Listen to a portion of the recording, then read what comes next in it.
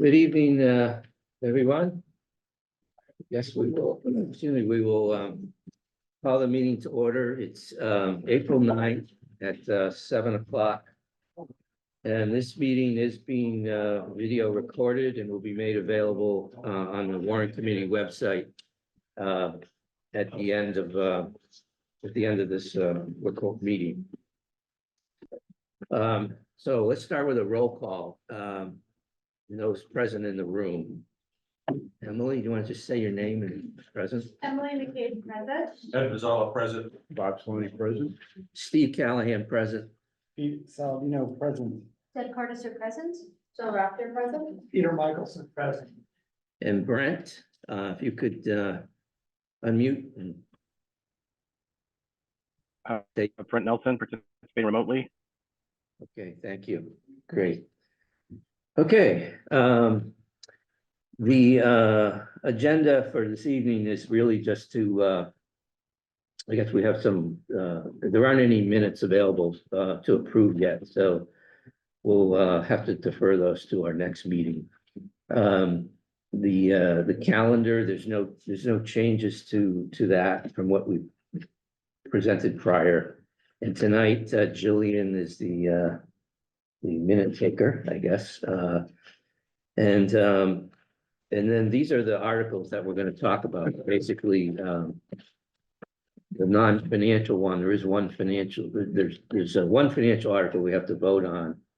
And then last time we approved the elementary school feasibility study funding, but we have the actual Warrant Committee report and we'll approve that tonight.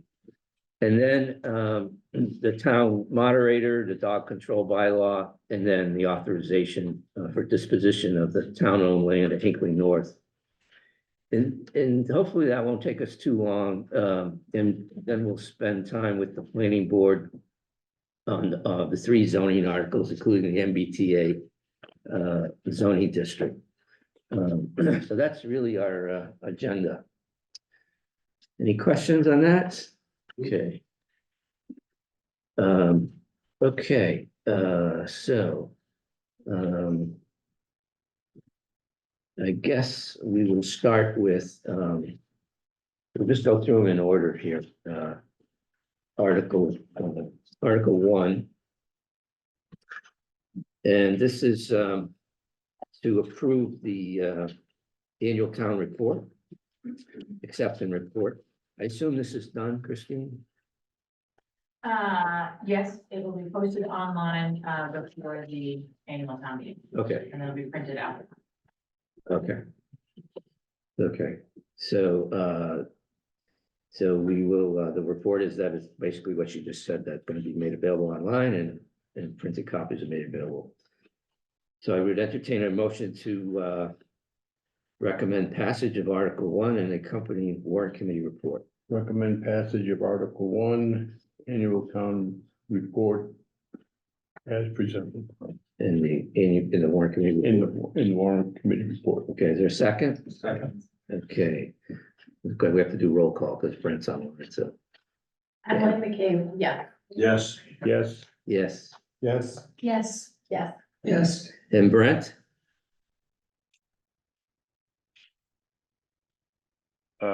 Yes. Okay, great, thank you. Okay, the second article is the elected officer compensation.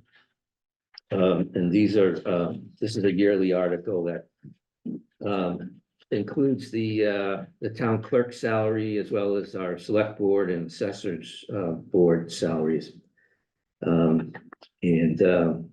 Unfortunately, it leaves off the Warrant Committee, so we don't have a compensation. But are there any questions on this one? They've got they've increased the town clerk salary by 3%. Questions or comments on this? Okay, so I'd entertain a motion to recommend passage of Article 2 and the accompanying Warrant Committee report. Motion to pass Article 2, the elected officer compensation and the corresponding Warrant Committee report. Is there a second? Second. Okay, Yes. Yes. Yes. yes. Yes. Deb? Yes, sorry. And Yes. Yes. Okay, and Brent? Well, I don't know if you all can hear me, but Yeah. the sound quality is so garbled, I don't even know what we're voting on. So I don't feel very comfortable voting either way. Okay. I'm familiar with that problem. I don't know if you heard that. Maybe if someone typed it into the chat, then I could know what we're voting on. Well, Well, let me well, take a yeah, second. give us a minute. Let us see if we can't. I don't. Are there two mics on? The week I had the awful problem, that's what it Maybe that- Can you hear us now? Brent, can you hear me? I can hear you. It's just cutting in and out so much I can't tell what's being said.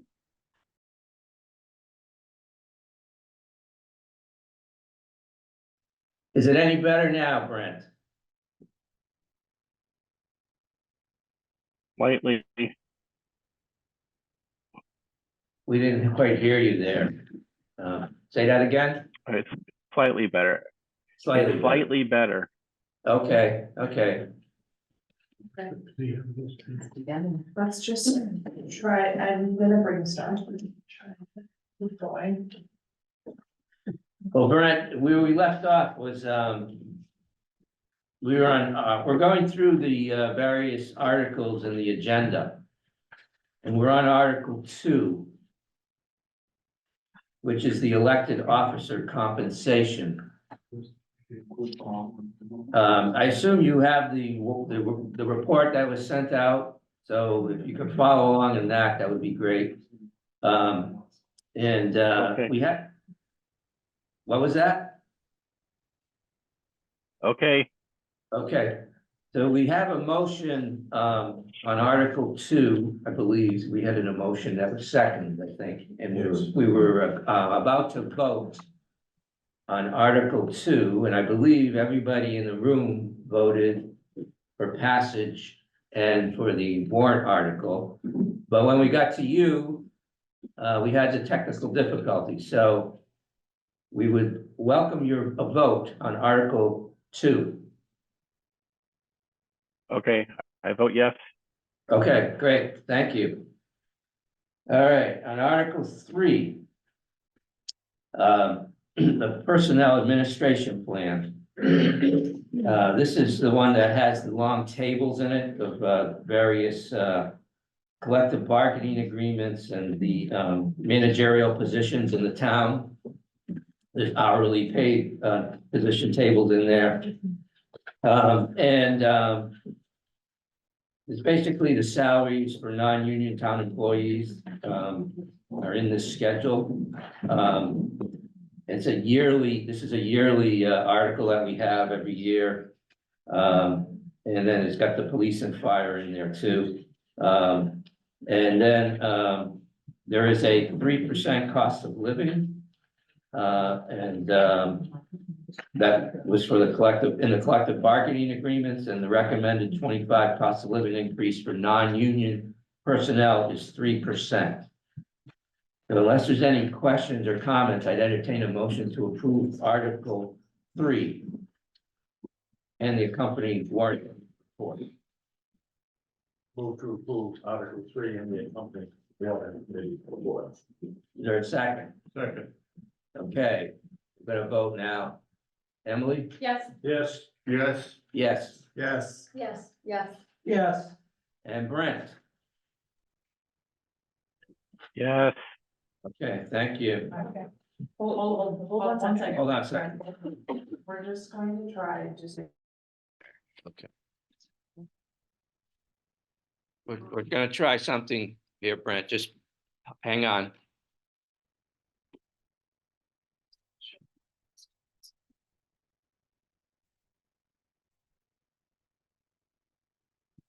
No different than when you want to watch a movie on Saturday night, right? Can you hear us now?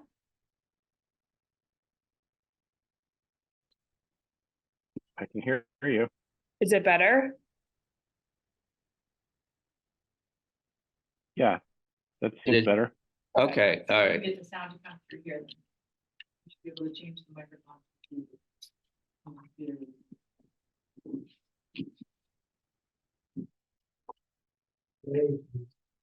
Okay, Brent, can you say something? Say, Test 1, 2, 3. We're just to let us know if you can hear us.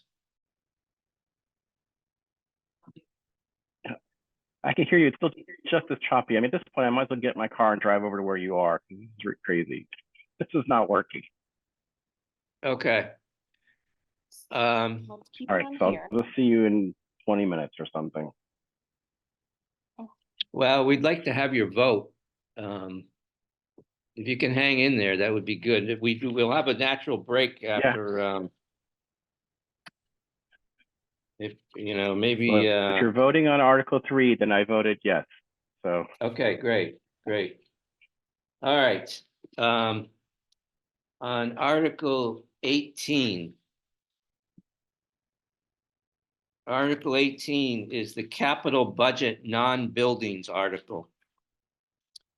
We initially talked about this at our last meeting, and we decided that I guess there was some updated changes to what was presented. Do you want to come up here and just maybe explain the changes? Don't talk back there. Come forward and Yes, just something really small. We have, you might have here. you might have to, yeah. Oh, here, Here, sorry. hold on. That's all right. Okay. Hi, Brent. Really small change that we've made to the capital plan on the warrant. We've combined two different parks and recreation projects so that they can be bid out at the same time. So the Hinckley Park, the Hinckley Park parking lot, as well as the driveway at the McCarthy Fields. Both of those have been combined into one project. $68,000 from the of the 313,000, I think it is, will come from free cash. The remainder will come from the Parks and Rec revolving fund. Okay, so that's the 313 total that we see in the table here. Yes, and the intention is to bid those projects together so that a better price can be Okay, bid out. okay. But the total stayed the same. Correct. Got it. Okay. All right, any comments or questions on this? We've looked at this before, and they're really just combining a couple projects into one. So the Warrant Committee report is there, and the article, we talked about the change. Any comments or questions? No? Okay, I'd entertain a motion to approve Article 18 and the accompanying Warrant Committee report. Motion to approve Article 18 and the accompanying warrant committee report. Second. All right, let's take a vote. Emily?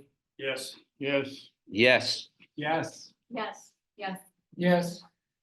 And Brent? yes, Okay, great. Thank you. All right. So now we're on to Article 19, which is the elementary school feasibility study funding. And this one, we approved the article at our last meeting, but we did not have a draft Warrant Committee report. So in the email I sent out this afternoon was a draft of the Warrant Committee report, which of course is written from the perspective of a unanimous positive majority report.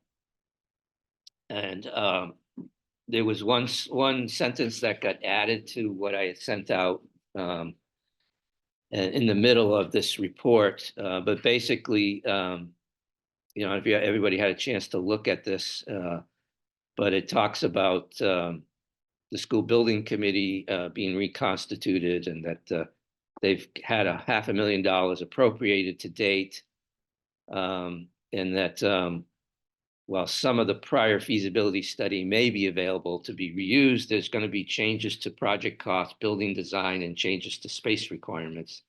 That's going to require a new feasibility study.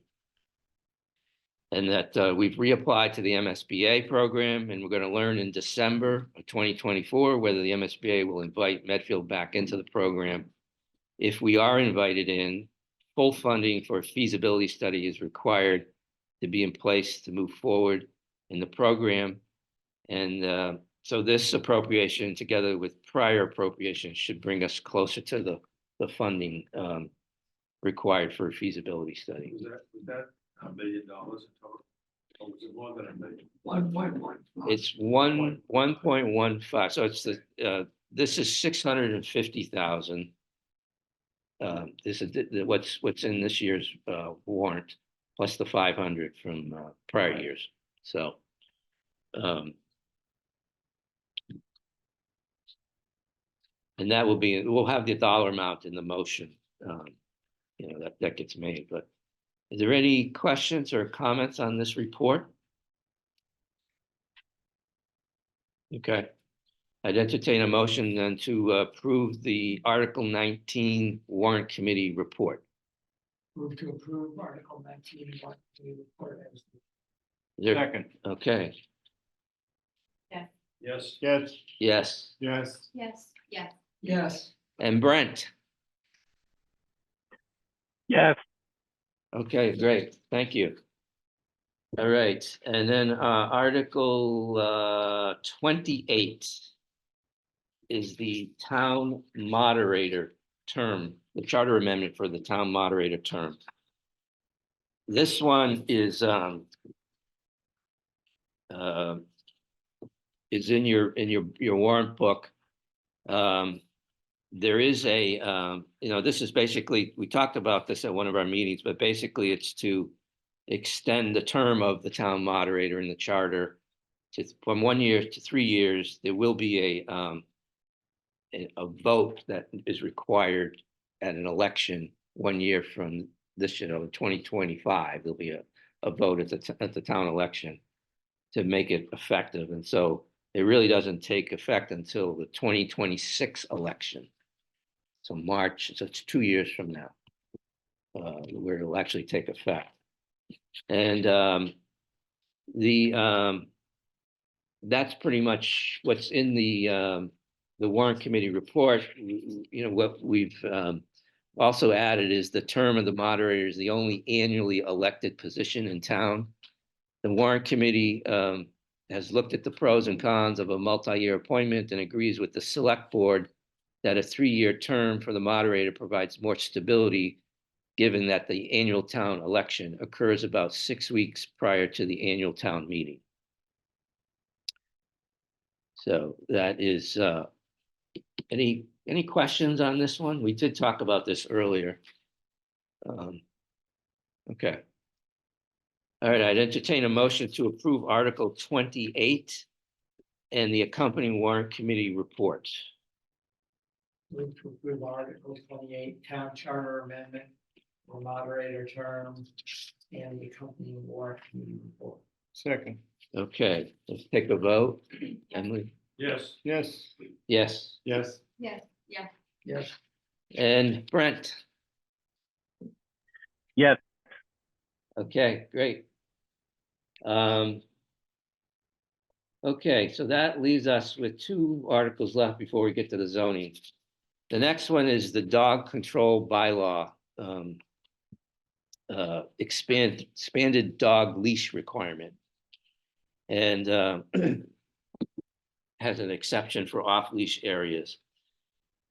We talked about this. We had the dog bylaw committee come in. Jill and her team came in and talked to us.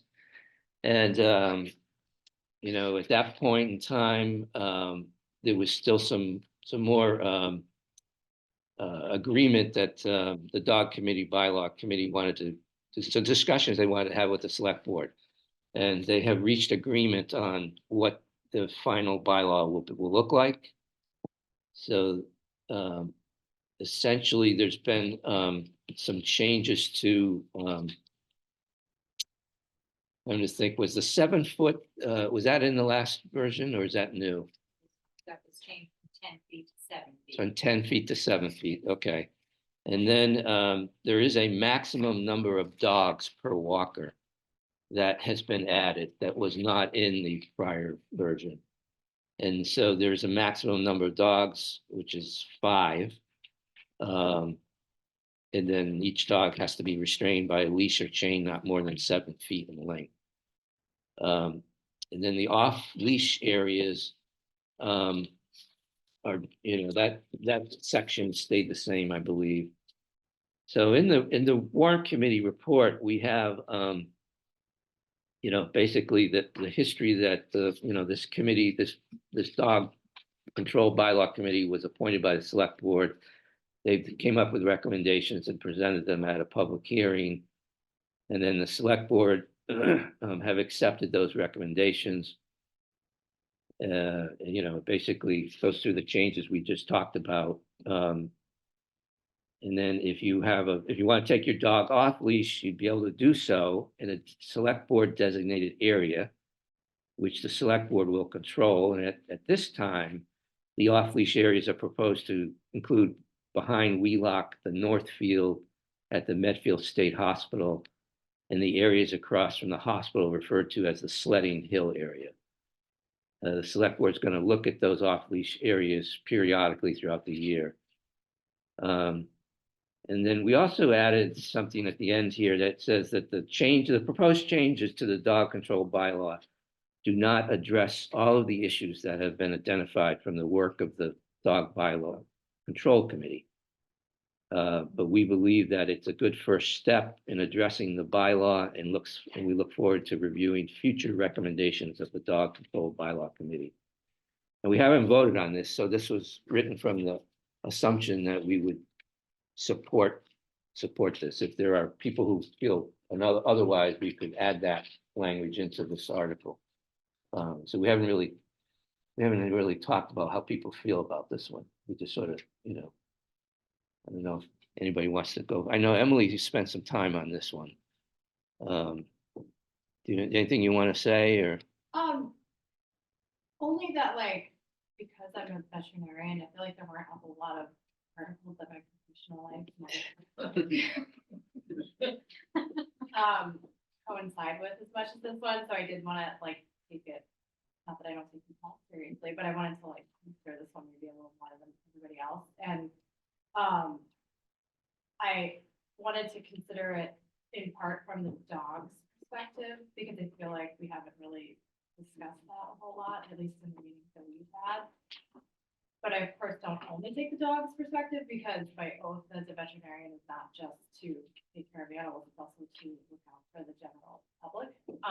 So, my whole thing with looking into the details of it more was to just feel like that the public would be safe, but also that the dogs would get the adequate exercise that they need, because that in turn affects their quality of life, and in some ways their owner's quality of life, because everybody with a dog knows that if they're not well exercised, they're not a good pet. And then sometimes you can talk about, getting rid of dogs if they're destructive or anxious, or all the things that can happen if they don't get proper exercise. So that was my intent of asking questions and thinking about this, and I felt like I got my questions answered, and I'm happy with the way that are now, but I also look forward to future changes. Good. Thank you. Yes, please. So I think it's really important for everyone to know, and I think that you guys will do this at town meeting, is we wanted to describe who was on the dog control bylaw group, and there was a vet. And she said exactly what you just said in the very first meeting, that everybody is here to speak for themselves. Someone needs to be here to speak for the dog. So that, you nailed it, Emily. That's exactly what the woman said. And I think it's important that everyone in the town realizes there were dog owners, there were people who didn't have dogs, people that had dogs in previous lives, people that had bought these properties. So it was a very well thought out, and the forum itself brought a lot of people in. So it's something that in past years, sometimes we might vote something and you wonder, did people really have an opportunity to say something and give their feedback? And I think this dog control bylaw group was phenomenal with making sure that everyone who had an opportunity to give their 2 cents, they were given the opportunity. And they acknowledge that there's a lot of things we want to change, but it has to be baby steps. So what we're proposing is a baby step. You'll see, ideally, if we keep you guys in check, we'll have you back in 25 and in 26. We can evolve this. But if we overwhelm everybody May 6th, I think it's going to get voted down. But if we do baby steps to address what we've been hearing from the police and bring people walking up to state hospital, we can start making strides.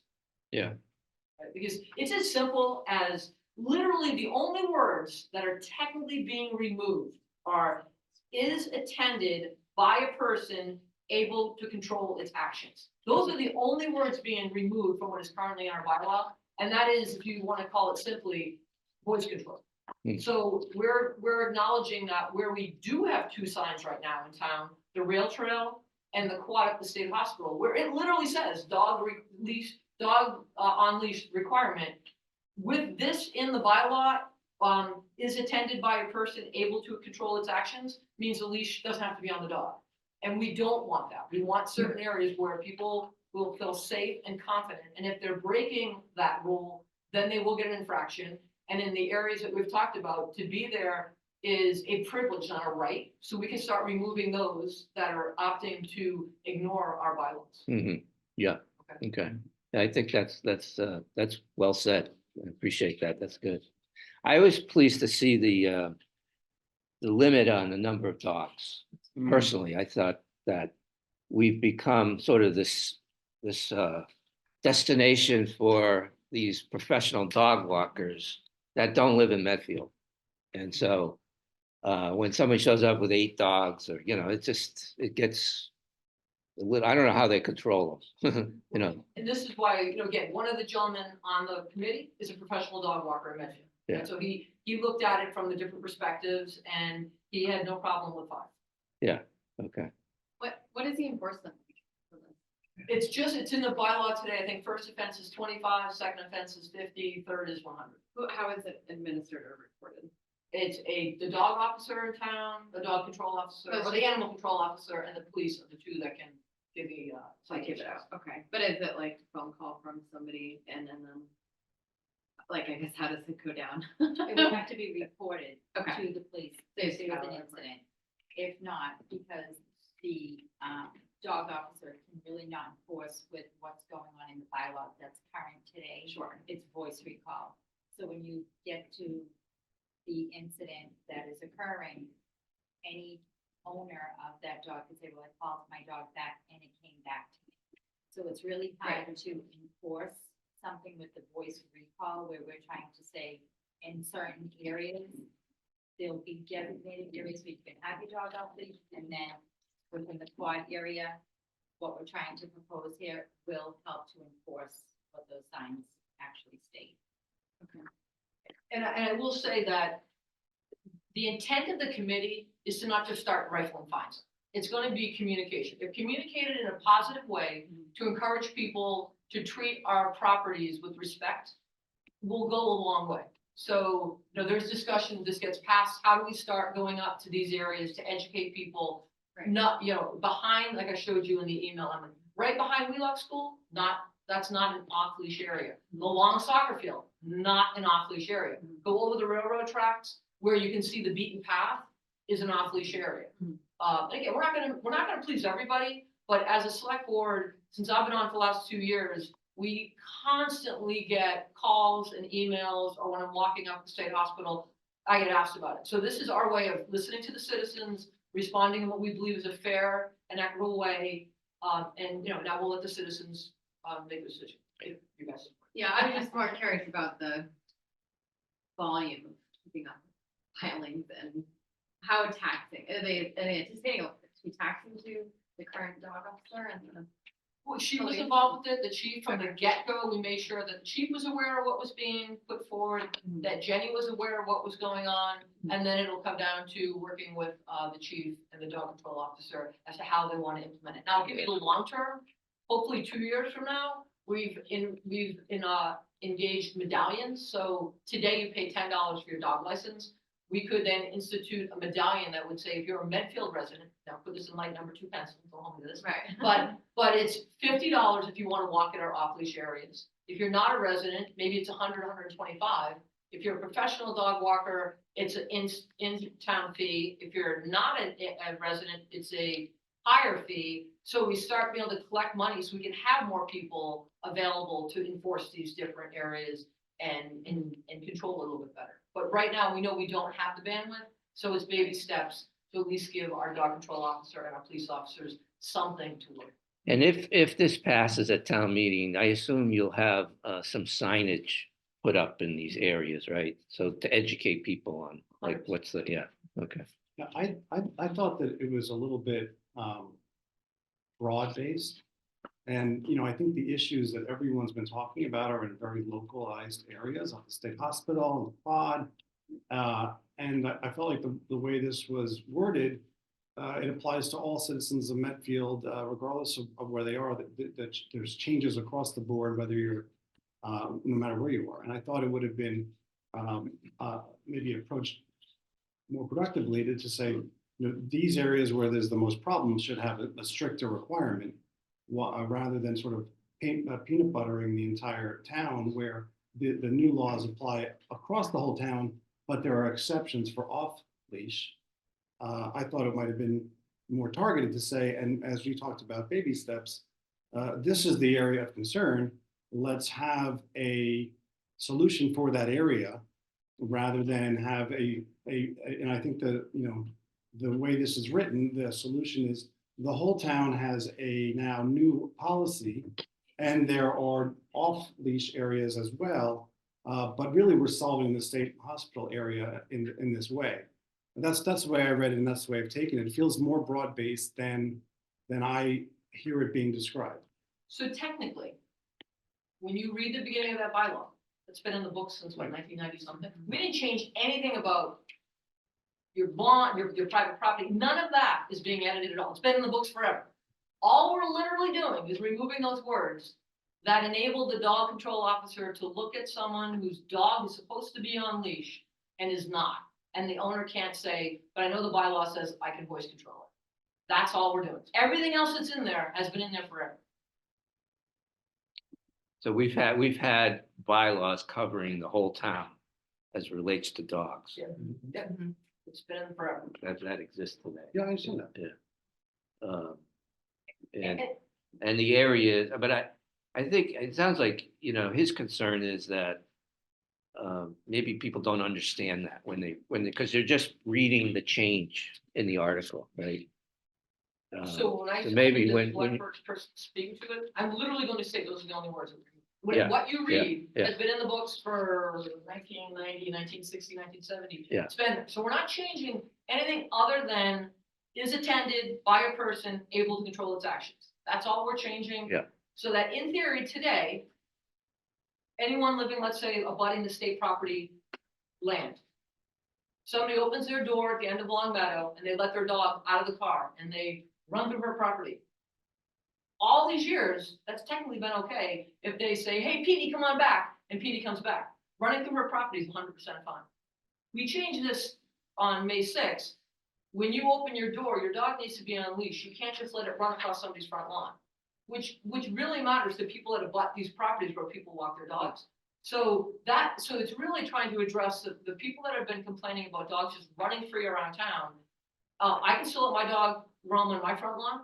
I can go over to Emily's house if she says, Eileen, your dog's welcome, and Birdie's welcome over at my end. We're not saying you can't act the way you've been acting with your dog on your property, but we are reinforcing, we don't want somebody, let's say, walking down 109 with their dog off leash. But I mean, I don't have a dog, but if I did and I wanted to walk down Boyden Road, now that this rule is designed for the state road, the state property, state hospital, it impacts my experience, and that's exactly how it's written. So it's not a misunderstanding. Can I tell you I know I'm not gonna make anyone happy, I make the statement, but, so my take on this is, we are enlisting a bylaw that has rules and regulations. We have speed limits in this town that say, if you go up South Street, you should not be going any faster than 30. I would almost challenge anyone at the town meeting, by a show of hands, how many people actually drove 30 on South Street getting to high school? Pretty confident people probably drove 35, maybe 37, that's what they do, right? So, with my dog, if I'm walking through the high school, which in theory is supposed to be on leash, and it's the parking lot's empty, and Emily knows I do this all the time, my dog, I let Rooney off leash, he walks right by my feet, he's not a dog to take off. If a police officer or dog control officer wants to come by and ticket me, they can. But I'm kind of like driving 33. Now, if the dog is across the parking lot chasing a little kid on a bike, that's like doing 45 on Sixth Street. That's when you should get an infraction. So it's going to come down to when you see someone like yourself walking down the street in your neighborhood and your dog is right with you, you're doing 33, right? You're gonna break the law, we're not breaking it that bad. But it's the flagrant one where this is where it's gonna give the police and the dog control officer some ability to say, what you're doing is not allowed. What do other people think? Any other observations?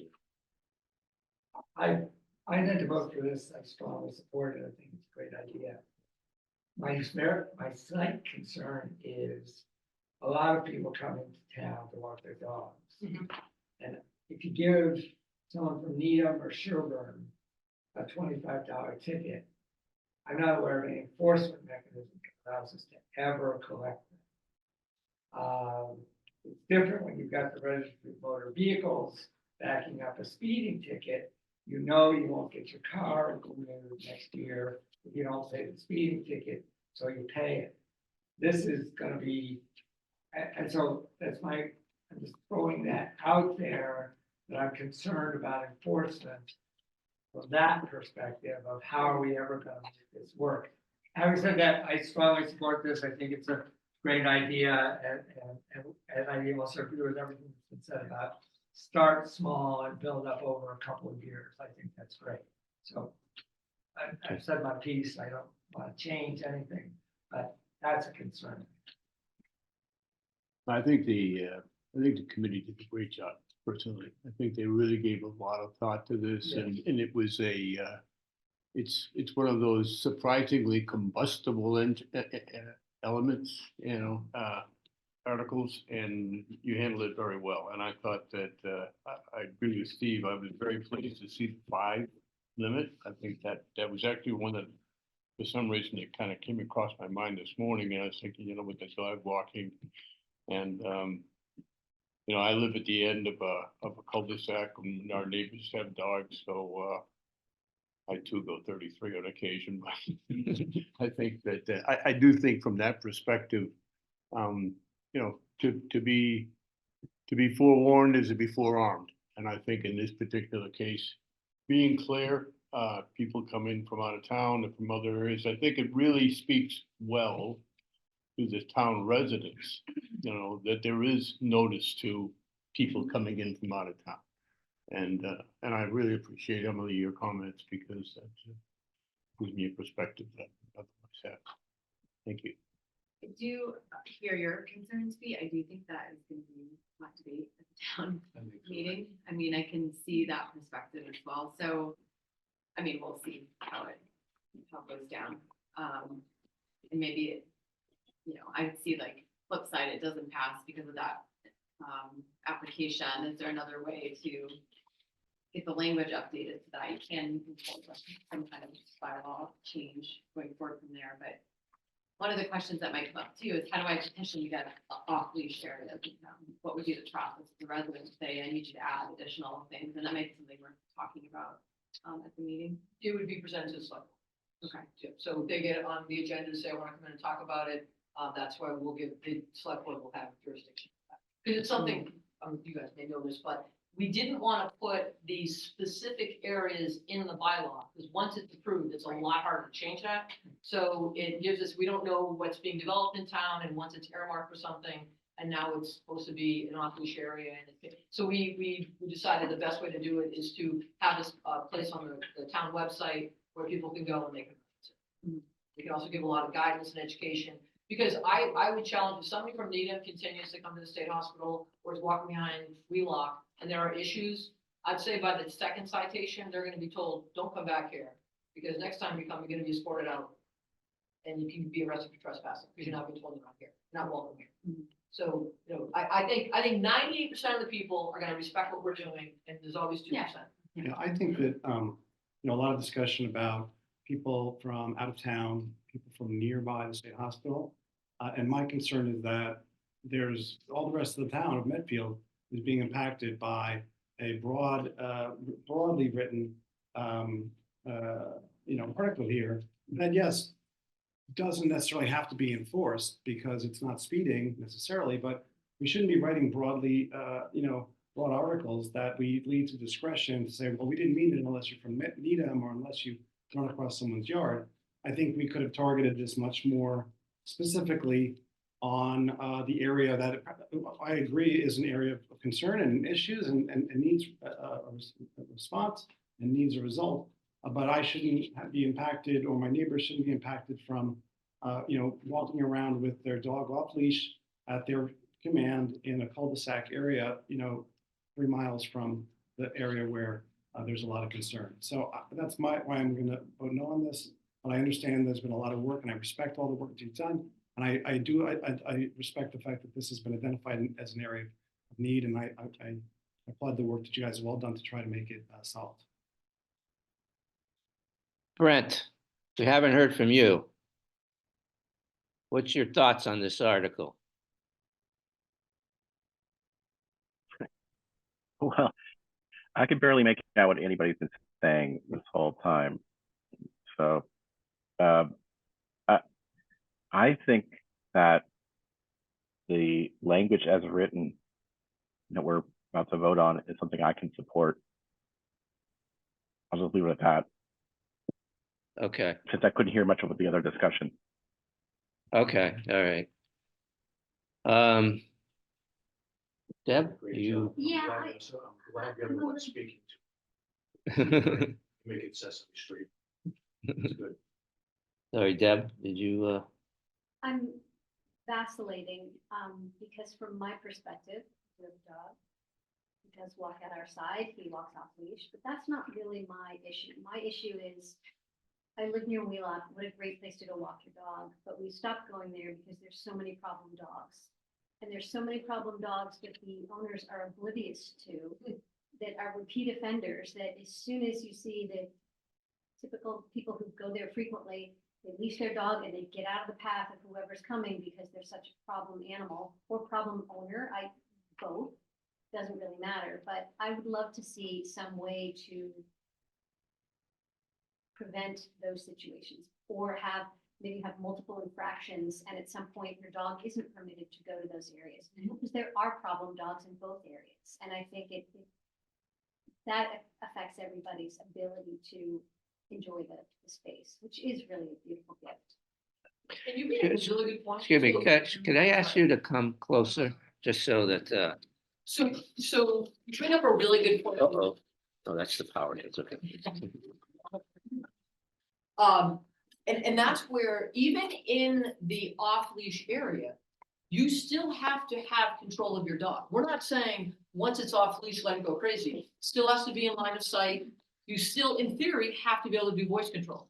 But if there is a problem walker, or there is a dog that's aggressive, and that can be noted, we now have more authority to step in. So I think as we go through this each year, hopefully we can tighten this that much more. But if we don't get this first step made, like Pete, I don't disagree with what you were saying, but now I'd love to know, as we go to the town meeting 2025, how do we hone it in a little bit more? But the one thing I don't want to do, and I'll be very honest, is I don't want this not to be up for vote in annual town meeting 2024, right? Let's make the baby step, and then we will hone in and start, especially with the dog control bylaw group, look at how do we make a broader change to the bylaw in 2025? How do we address the off-leash area? We've had 1 year of monitoring what's been going on. Now let's see how can we make it better. One thing I add is, at least in my perspective, is that, it's the dog, the animal control officer is not patrolling the town looking for violations. That it needs to be reported. So, if you know your neighborhood, then you know your neighbors. Just by nature of walking your dog, and it's alongside you, and people are accustomed to you, and it's not bothering anybody, then I think that, the probability is that you're not going to have a report. So you're not going to have that infraction, But if you have a dog, to what Deb had mentioned, or you're an owner who's abused, who's not under control, the dog's not under control, then in that case, you might want your neighborhood to be, I'm still traumatized from my paper route back in Framingham 50 years ago. So I know they're out there. Yeah. All right, well, I think we've had a good discussion, and it may be maybe time to take a vote. So why don't we do that? Steve, are we gonna, So we will, what we'll do is we'll take a vote and then we'll decide. It sounds like we might not have a unanimous vote, but so we'll decide on, based on the vote, you know, whether what's written in the report will be the majority report maybe, and then there'll be another addendum to this for some minority. That would be the way to handle it, I think. So, okay, so let's I'd entertain a motion then to recommend passage of Article 29, dog control bylaw, expanded dog leash requirement, exception for off-leash areas. Why don't we do that first? So let's vote on that. Is there a second? Did we get a second? Okay. All right. So Emily? Yes. Yes. Yes. Yes. No. Yes. no, Yes, Okay. And Brent? So if the motion is to The motion is recommend motion is- approval of Article 29, yes. And yeah, that's the motion. then I And vote yes. you vote yes. Okay. So that's a 7-2 vote. Now now I'd entertain a motion then to adopt the majority report, warrant committee report as drafted, as the majority report, that's in before you. So is there, Motion to approve the majority warrant committee report. okay, so second, okay, Emily? Yes. Yes. Yes, No. Yes. I vote yes on the majority, but we'll put a minority report in. Like if you're. for no, the there'll be, majority, we'll have, you will have to get on you guys to write up a minority report. Right. And then we'll add it. Yeah, so I would either abstain or, Okay, yeah. no. no, or sorry. That's fine. With minority, I have to have the minority report tomorrow by 3:00. Okay. Yeah, it has to I mean, be, it should be. it doesn't need to be, you can just do it in like 3 or 4 paragraphs talking about, the concern. I'm right now, that's fine. Basically, let's finish the vote then on this majority report. So your vote is No. no, and then yes. yes, and then Brent, I assume you're a yes on the warrant committee report?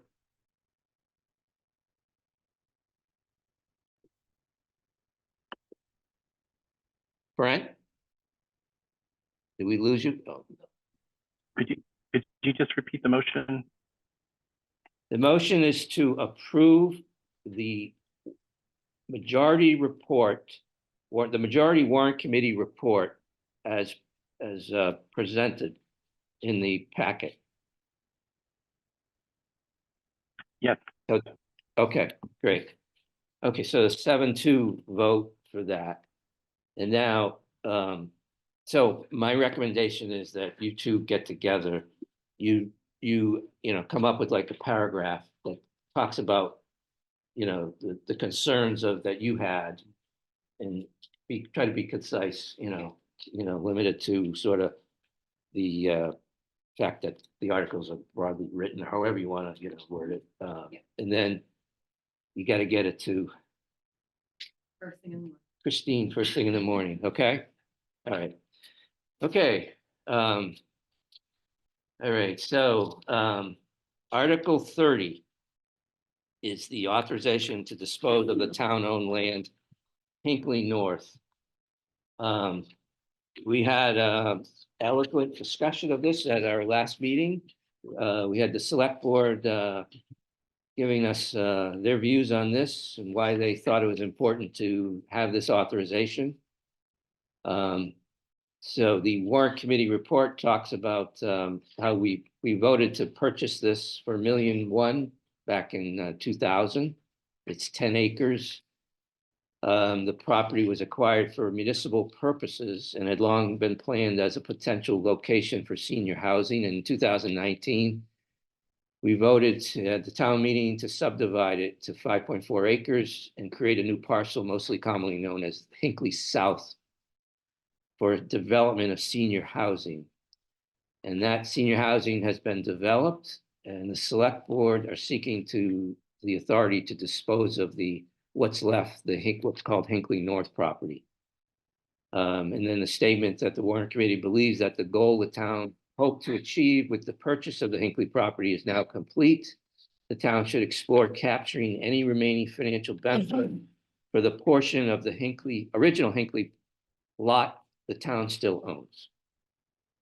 So I think that captures, what we heard last week. And I think it's important that, because I thought that the select board did a nice job of making that presentation, showing its kind of fiduciary responsibility in terms of managing the town's assets.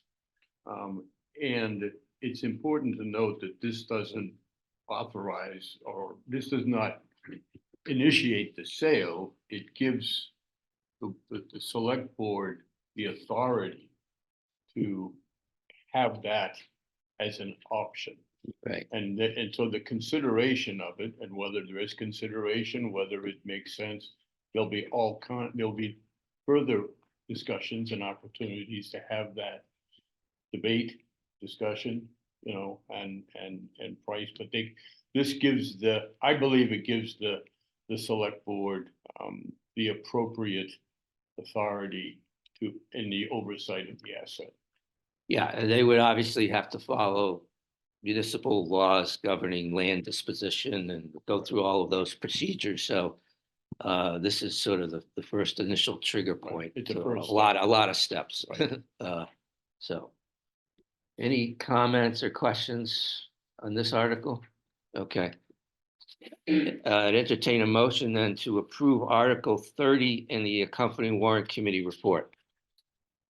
Move to approve Article 30, disposition of Hinckley North property and accompanying Warrant Committee report. Second. Okay. Yes. Yes. Yes. Yes. Yes. Yes. And Brent. Yes. Okay, great. Thank you, Brent. All right. Take like a 2-minute break, and we're going to have the planning board come up and talk to us about their articles. So just give us a few minutes for people to get organized and get seated in front of us. So yeah. I can summarize. Sounds like you're doing a lot of work. So I don't want to give you more if you want to help, or you want to do it since you're doing Do it. you whatever. really want to just? I'll Like, write you a that paragraph. fireworks circulating tomorrow? Okay. Okay. Yeah. Thank you. Would it be helpful, Frank, would it be helpful to put this, turn it around? Okay. Lose anything. Thank you. I assume the speak, when they speak into the speaker, is that how it works? That's what we're gonna hope. Maybe move the table a little closer Yeah. to, April, so I'm doing Thursday evenings, Friday all day, and Sunday. there you go. So we'll turn on the camera. I do not miss school at all. Yeah.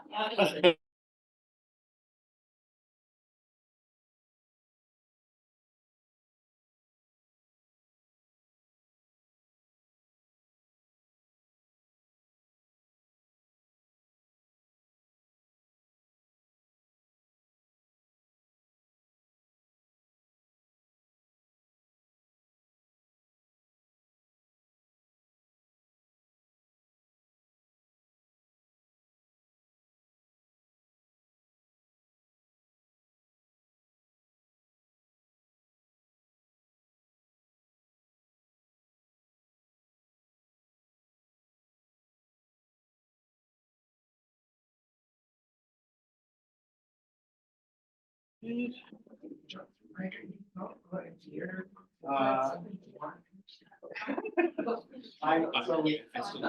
was trying to earlier, and then was trying to trim it, but I got a big chunk down there. Hi, I'm Steve, by the way. Seth. Nice to meet you. Hi, Bob. Nice to see you. So. Yeah, You could have done this in the neighborhood. Well,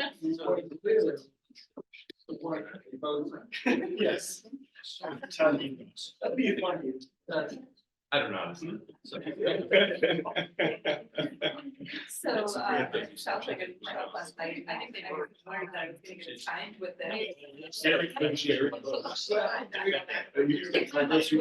Yeah. It's definitely. Frank, is this recording? Six. What about six? Yes, you're researching the day after. Oh, this is recording? Yeah. Still recording. Okay, it's recording, okay. Oh.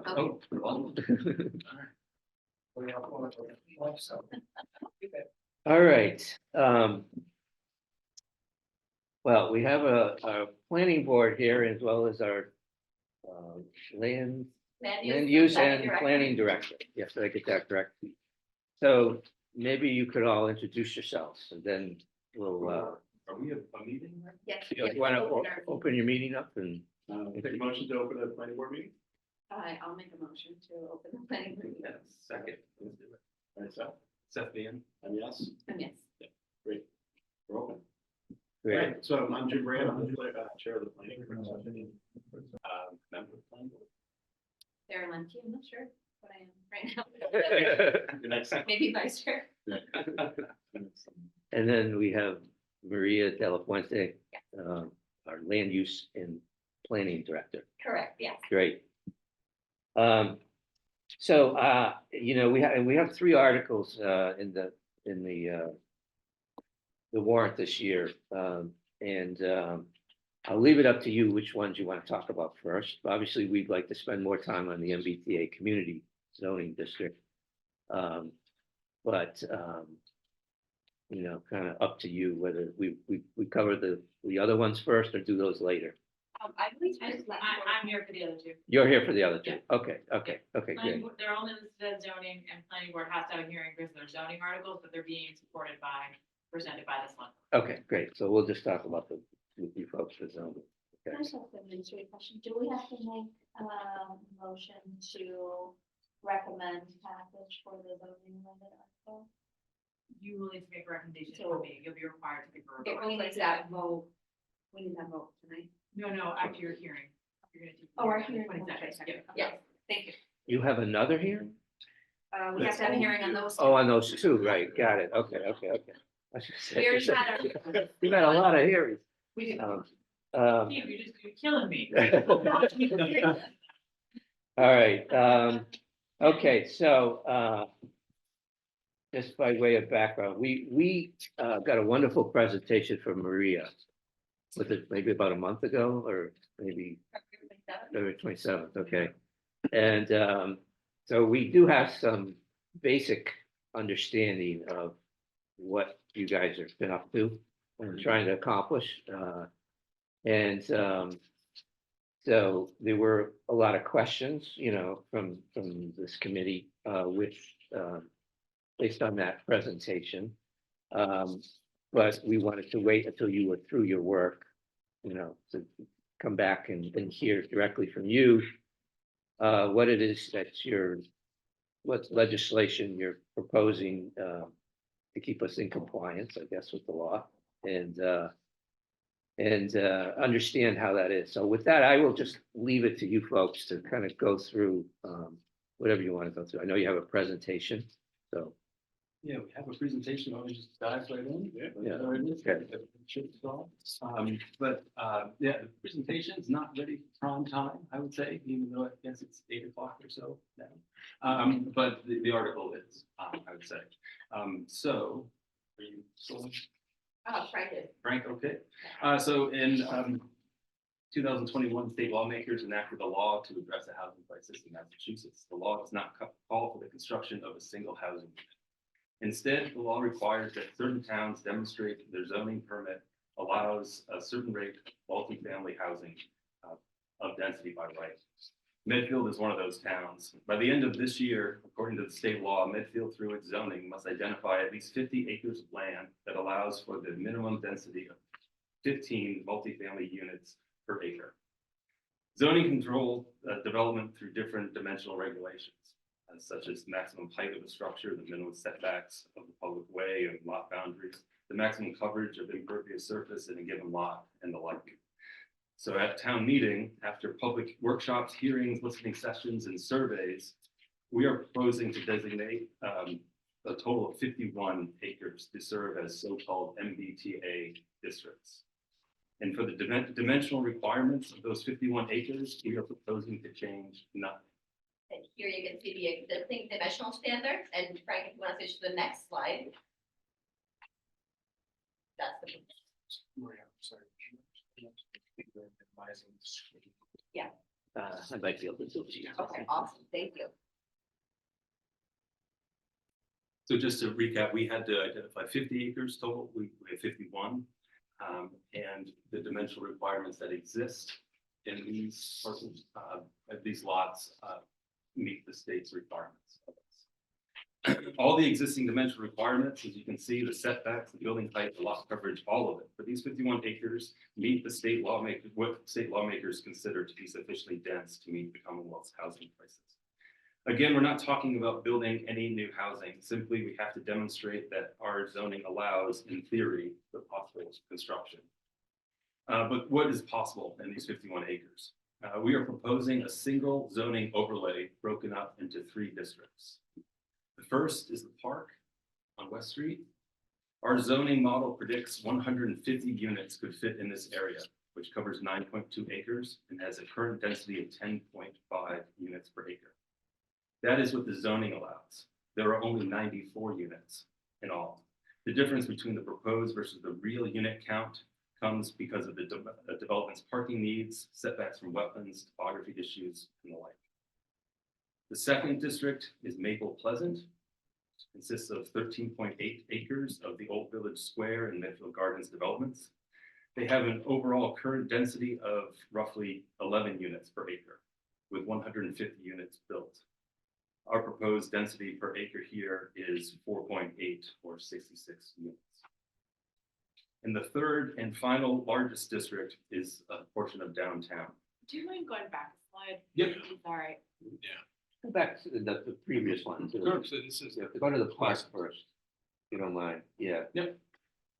So, just so I understand this slide, so the model results, the unit capacity for the park, the final unit capacity is 200 units. Is that correct?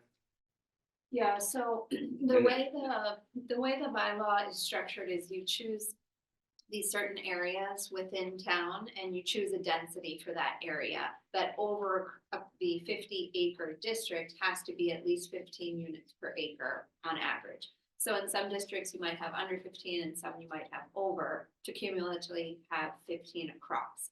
So what we did was we selected the park because it was previously developed already with the, how many units are there now? 94 units that are there already, and said we were at 10.2 units per acre density right now. If we allowed in excess of 15 units per acre, you get credit for that area. This area is unlikely to be redeveloped because it was just built. And in fact, if you imagine that the developer of the park maximized that parcel under their 40B permits, they put what the most you could put there when you take into account setbacks, height, parking, and wetlands limitation. Mhm. So what the model results in is an allowed density well in excess of 15, but the reality of what was developed and what would likely be redeveloped if this ever turns over is more like 95 units. But that's the issue. The reason, if I'm understanding correctly, that you chose this area is because it is already developed. So you're gonna rezone it, but nobody's gonna buy it, because why are you gonna, those are brand new. Yeah. Relatively. Right, so actually that's a perfect transition to the next slide. The park is an apartment building. So, that has been theoretically developed to the maximum by a 40B developer. Mhm. When you get to, but it is apartments, so one company owns it. When you get to Maple and Pleasant, those are all condominiums. For someone to redevelop those areas, they would have to acquire all of the units in each of those developments. So that's a Knock it question. So down. everything in those parcels is condominium? There isn't like an apartment complex there? Medfield Gardens and Old Village Square are each condominium projects. Okay. Where each unit is owned by the person who owns the unit, the land underneath the building and Yeah. the areas outside are owned in common in fractional shares. So in order for any redevelopment to happen in those areas, all of the owners would have to sell to a party who would raise everything that's there and redevelop. At, by the way, a density that's, you know, in our case, resulting in lower models, but That's what I was gonna ask. about, not was it- significantly in excess of what they already have there. Yeah. But Old Village Square, those are over $1 million per unit. So the land costs will be astronomical. So this has 138 and your model is gonna have 66. That's what surprised me. Which is a lot less That's density than correct, like, is currently there, Yeah. right? I don't understand the math of the model. From the consultant who did the model, Yeah. why That's that's just spitting a out. surprise, that caught my eye, because it was Yeah. so much less, and that is a. Well, this is are these affordable developments? Or these? They were not. They were not, okay. Yeah. So we're, so the green area there is what? Is that the- That's the field. Yeah. And to so to the left of that, the light purple there, that's the existing apartments. And what's across the street? It's across the train track. It's Oh, that's Old that's Village. the That's on train. 27, that's That's on. that's 27. Ralph Costello's development, you know, he put in all those nice. Oh, the beautiful. Right. Santa's Village. Santa's Village. Santa's Village. That's what we call it. Can I ask, what is, RU, this is a super question, RU and IE? Those are the zoning districts, Which those is- rural, Rural and- residential, urban, and IE is industrial. industrial, Extensive. central, And so if we go back a It's not few a simple slides, thing. you can see how we have we're dealing with 3 areas in 3 different districts. Yeah. And so they have different setbacks, not height, but, and so if you want to go back, but you can see that you know, it's really just, in the end, it's a game. And you know, we're Yeah. trying to find the right combination. Right. So the numbers that you're looking at in terms of what exists at the park versus what could exist in theory, not considering the fact that there's ledge, not considering that there's wetland, it's just, and so it's the numbers. Yeah, yeah. And the likelihood is very high. Right, right. what is the density district denominator? District density denominator? That just means the land that you can actually develop, so that takes out of the equation anything that is protected, like open space or publicly owned lands. So in this map, it's what's in green. Actually, I'm sorry, as we're going through this, this is really helpful for prepping for town. Asking a lot of stupid questions, but. If we ask them, town meeting will ask them. Right, so I Right. would think like that should not be on the slide, Yeah. like, it doesn't matter. Right. I think All we're- you need to know is what the density per acre is now, how many units exist, Yeah. what the density could be, and how many units might exist. Yeah. And then there's a whole theoretical explanation we could give that's maybe not on the slide, or maybe there's just a couple words saying, but don't forget, the actual ability is gonna be limited by all the things Seth described, right? Both conventional controls, parking, wetlands. That's very I important. think even the map could have the buildings themselves, because just knowing where we are with Metacomet, Yeah. you know, and just see that you can see where the buildings are, see where the parking is. We also need a map with all 3. Yeah, one yeah, page. yeah. Yeah, if you're gonna click the landmarks doc, I think that the little link on the bottom. That might be helpful for reference. Make the street sign and the labeling of the streets bigger. Sorry. Yeah, we have the parcel That numbers, would which help. really mean Yeah, nothing, because you right? With my The eyesight. zoning Yeah. and assessors map. Yeah. Is this gonna be presented at? There will be a presentation. Which is something, and so we've had our consultant that we've had through the state grant has been giving a presentation, but they've gone on for 20 minutes or so, and they're so good, but they're so far in the weeds. Yeah. And we kind of think we have to stay with what's the problem, what's our solution, and then what are some of the key factors. I would put- Yeah, because I think having having heard Maria's presentation with 27, and then writing the meeting minutes, which meant I've watched that meeting multiple times, and hard. wrote it. I feel like I know this like pretty well. And so everything you're saying, I get and I support, and I think you guys have done like a phenomenal job figuring Thank it you. out. And this is like such a little engineering problem that like I get that too, but I think we should really dumb it down to like, we're not building anything new. And we have. And we don't wanna lose the state hospital, and that's like, that's the That's cliff what I notes, would be- that's the cliff notes. I would, yeah, I would, Because you're right. Maybe this is a little bit, just the way my mind works, but I would put like a Starbucks logo here, or a Dunkin' Donuts logo, or Willis Hardware logo. Yeah. Yeah, She's- that matches ahead of- better. All right. A lot easier to wrap your head around. You can't see that at town Uh, meeting. well, The problem that the official maps have to be in a certain format, which is not always the easiest to read. That's why you have the parcel numbers, but no one knows what the parcel number is. But do those have to be in the meeting packet for the meeting? So you'll have to have handouts, Yeah, we'll have. Okay. Yeah. so- because otherwise you can't see that from a distance. Right. All right, well, I'm sure there's a way. So this is the third district. This is Yeah. a portion of Yeah. downtown. Yeah. And this hasn't changed from what you told us before, right? No, I believe since we may have swapped out a single family home and added one of the 40Bs in downtown, Okay. just because that made more sense to include. Yeah. Other than that, there have been no changes.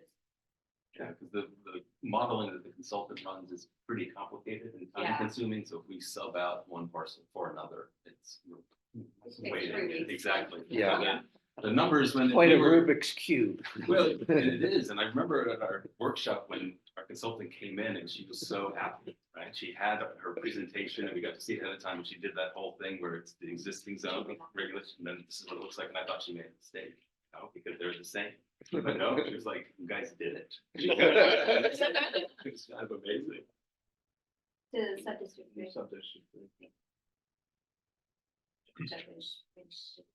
No, the feedback's really helpful. Have any And other- gosh, have the any kind of the- words. have any other towns submitted a proposal solution like this to the state? Have they weighed in on it? Because it is clever what you've done, We asked them. but it doesn't help the state with housing. Well, I think. But you have abided by all the rules. Yeah. I mean, What's good about it? Everybody's doing the same thing. I Yeah, I just question, has any town submitted it, and have they got any feedback? There are towns that have submitted and been approved, you know, the ins and outs of what they provided for and what's existing. I don't know. I do know our consultant reviewed this against the requirements and feels comfortable that this is approvable by the state. I think the other thing to bear in mind is that this, and we should say this in our presentation, I wasn't at the meeting last night, but I have some thoughts about the introduction. Mhm. In terms of, this is very different from 40B, which was a housing construction mandate. The state made that decision consciously. You know, this is a planning tool, this is looking at creating housing, not just affordable housing. And it's theoretically a long-term plan. So we're creating the framework in which someone could come and build housing by right. But, you know, when that comes, it's up to the municipality, the economy, the, you know, factors on that parcel in particular. So over time, you know, 40 years from now, maybe the park does get redeveloped. And maybe the wetlands regulations have changed, or maybe we've changed our parking requirements. Maybe there's no parking required anymore. And they can fit 115 units on that lot. I don't know. 40 years from now, that might be fine. And then with regard to the downtown, you know, as our third district, that is a place where the planning board felt like reinvestment and redevelopment over time with the constraints that exist in terms of the lot configurations and setbacks is a place where it makes sense to have housing. I think you made that, a couple of public sessions that I attended and watched on Zoom. You made that distinction between the 40B and this. And I think that's important because I think people immediately think, oh, they're forcing 40B housing down our throat. And it's, as I just said, it's a planning tool and not a mandate.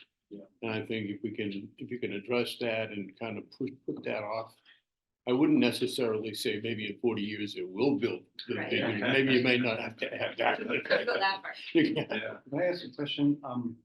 There's been some bigger developments in Medfield recently. How come those weren't selected as areas where you're sort of like, all right, we have this big thing, why don't we put this zoning out where that big thing is? Well, we did for the park. Okay. That was one of them. The other was the Knights of Columbus Aura. Yeah, that's why was my question, actually, Yes. the aura. We had actually, we went through every parcel in town and thought about it, had some good public information sessions that members of the public attended.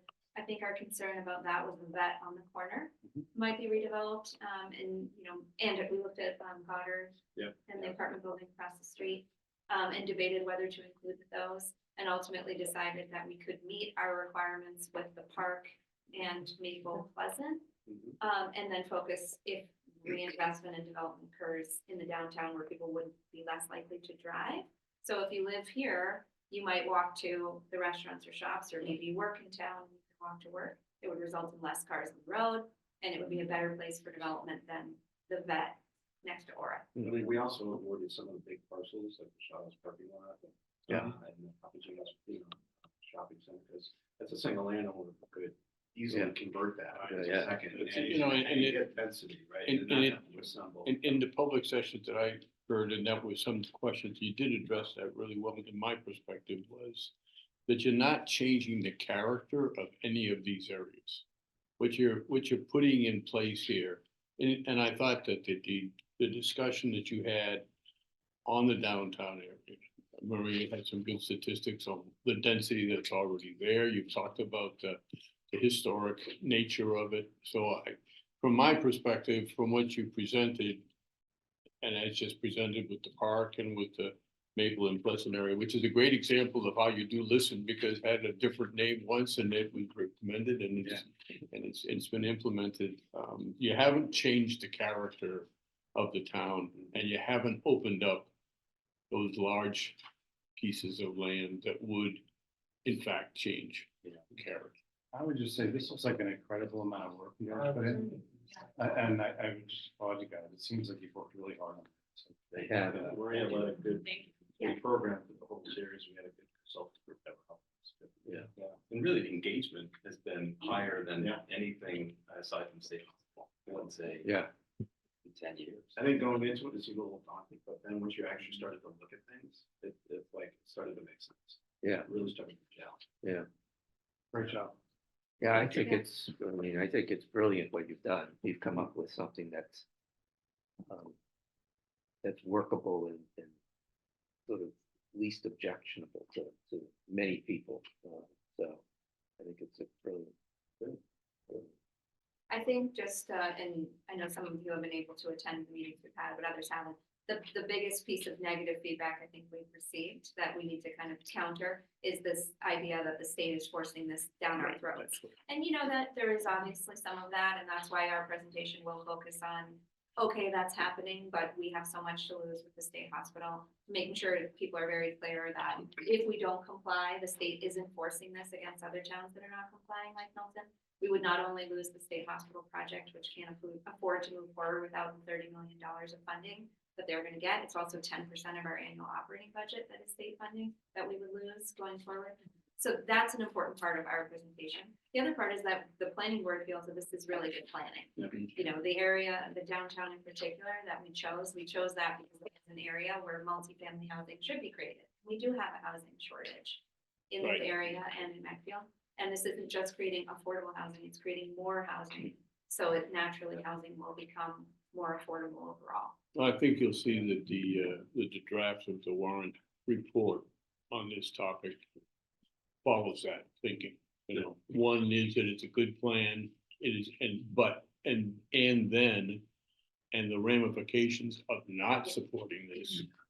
Yeah, and I think we're trying to get to the and then. I think the point that maybe we should lead to the state hospital, but our consultant was, and it felt like more browbeating. Like, we're doing this because the state's making us do this. And if we don't do this, we'll lose the state hospital. So what is this? And it just didn't seem like the right thing, because I think this is a win for the town. We did it, and I think it was involvement from a lot of people, and so we want to focus on the positives. I love that. I think we, because we're the Warrant Committee, we tend to focus on financial implications. So we will have in our reports financial considerations, which will have discussion about the state hospital. But there's also non-financial implications, which are some of the things you just covered. And non-state hospital. Yes. And I think the way you've gone about it, it really does lend itself to kind of segmenting each one of the areas, because the select board with Gus has said, yeah, philosophically, I agree. This is not the place to plant our sword. Yeah. Not to don't put the flag here, Yeah. we're not gonna, stand on principle and shoot ourselves in the foot.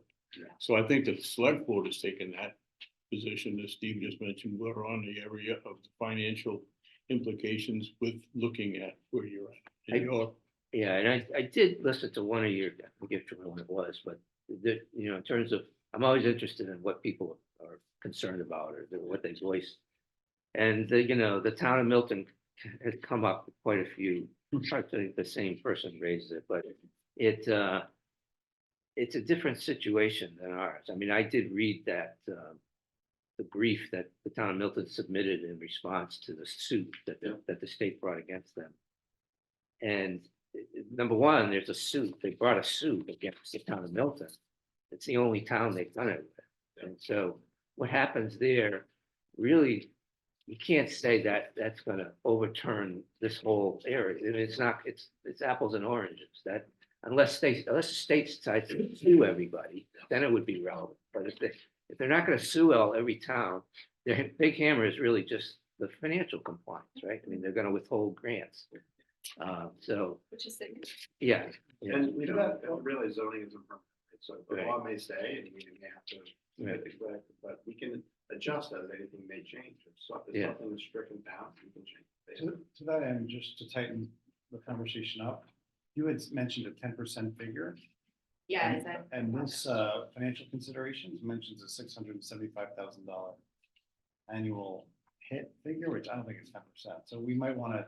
So I can elaborate a little bit on that. The figure that we got from 4% was just based on every year the state hospital is possibly floated to get up to 5 million from the money from math work. You talk about apples and oranges, the 675 is tax revenue to the town as the Exactly. project flows. Property The tax. 10% is grant eligibility funding that we Grant receive. eligible, yeah, we just maybe tighten up. In the general town budget, It's over and above. the budget.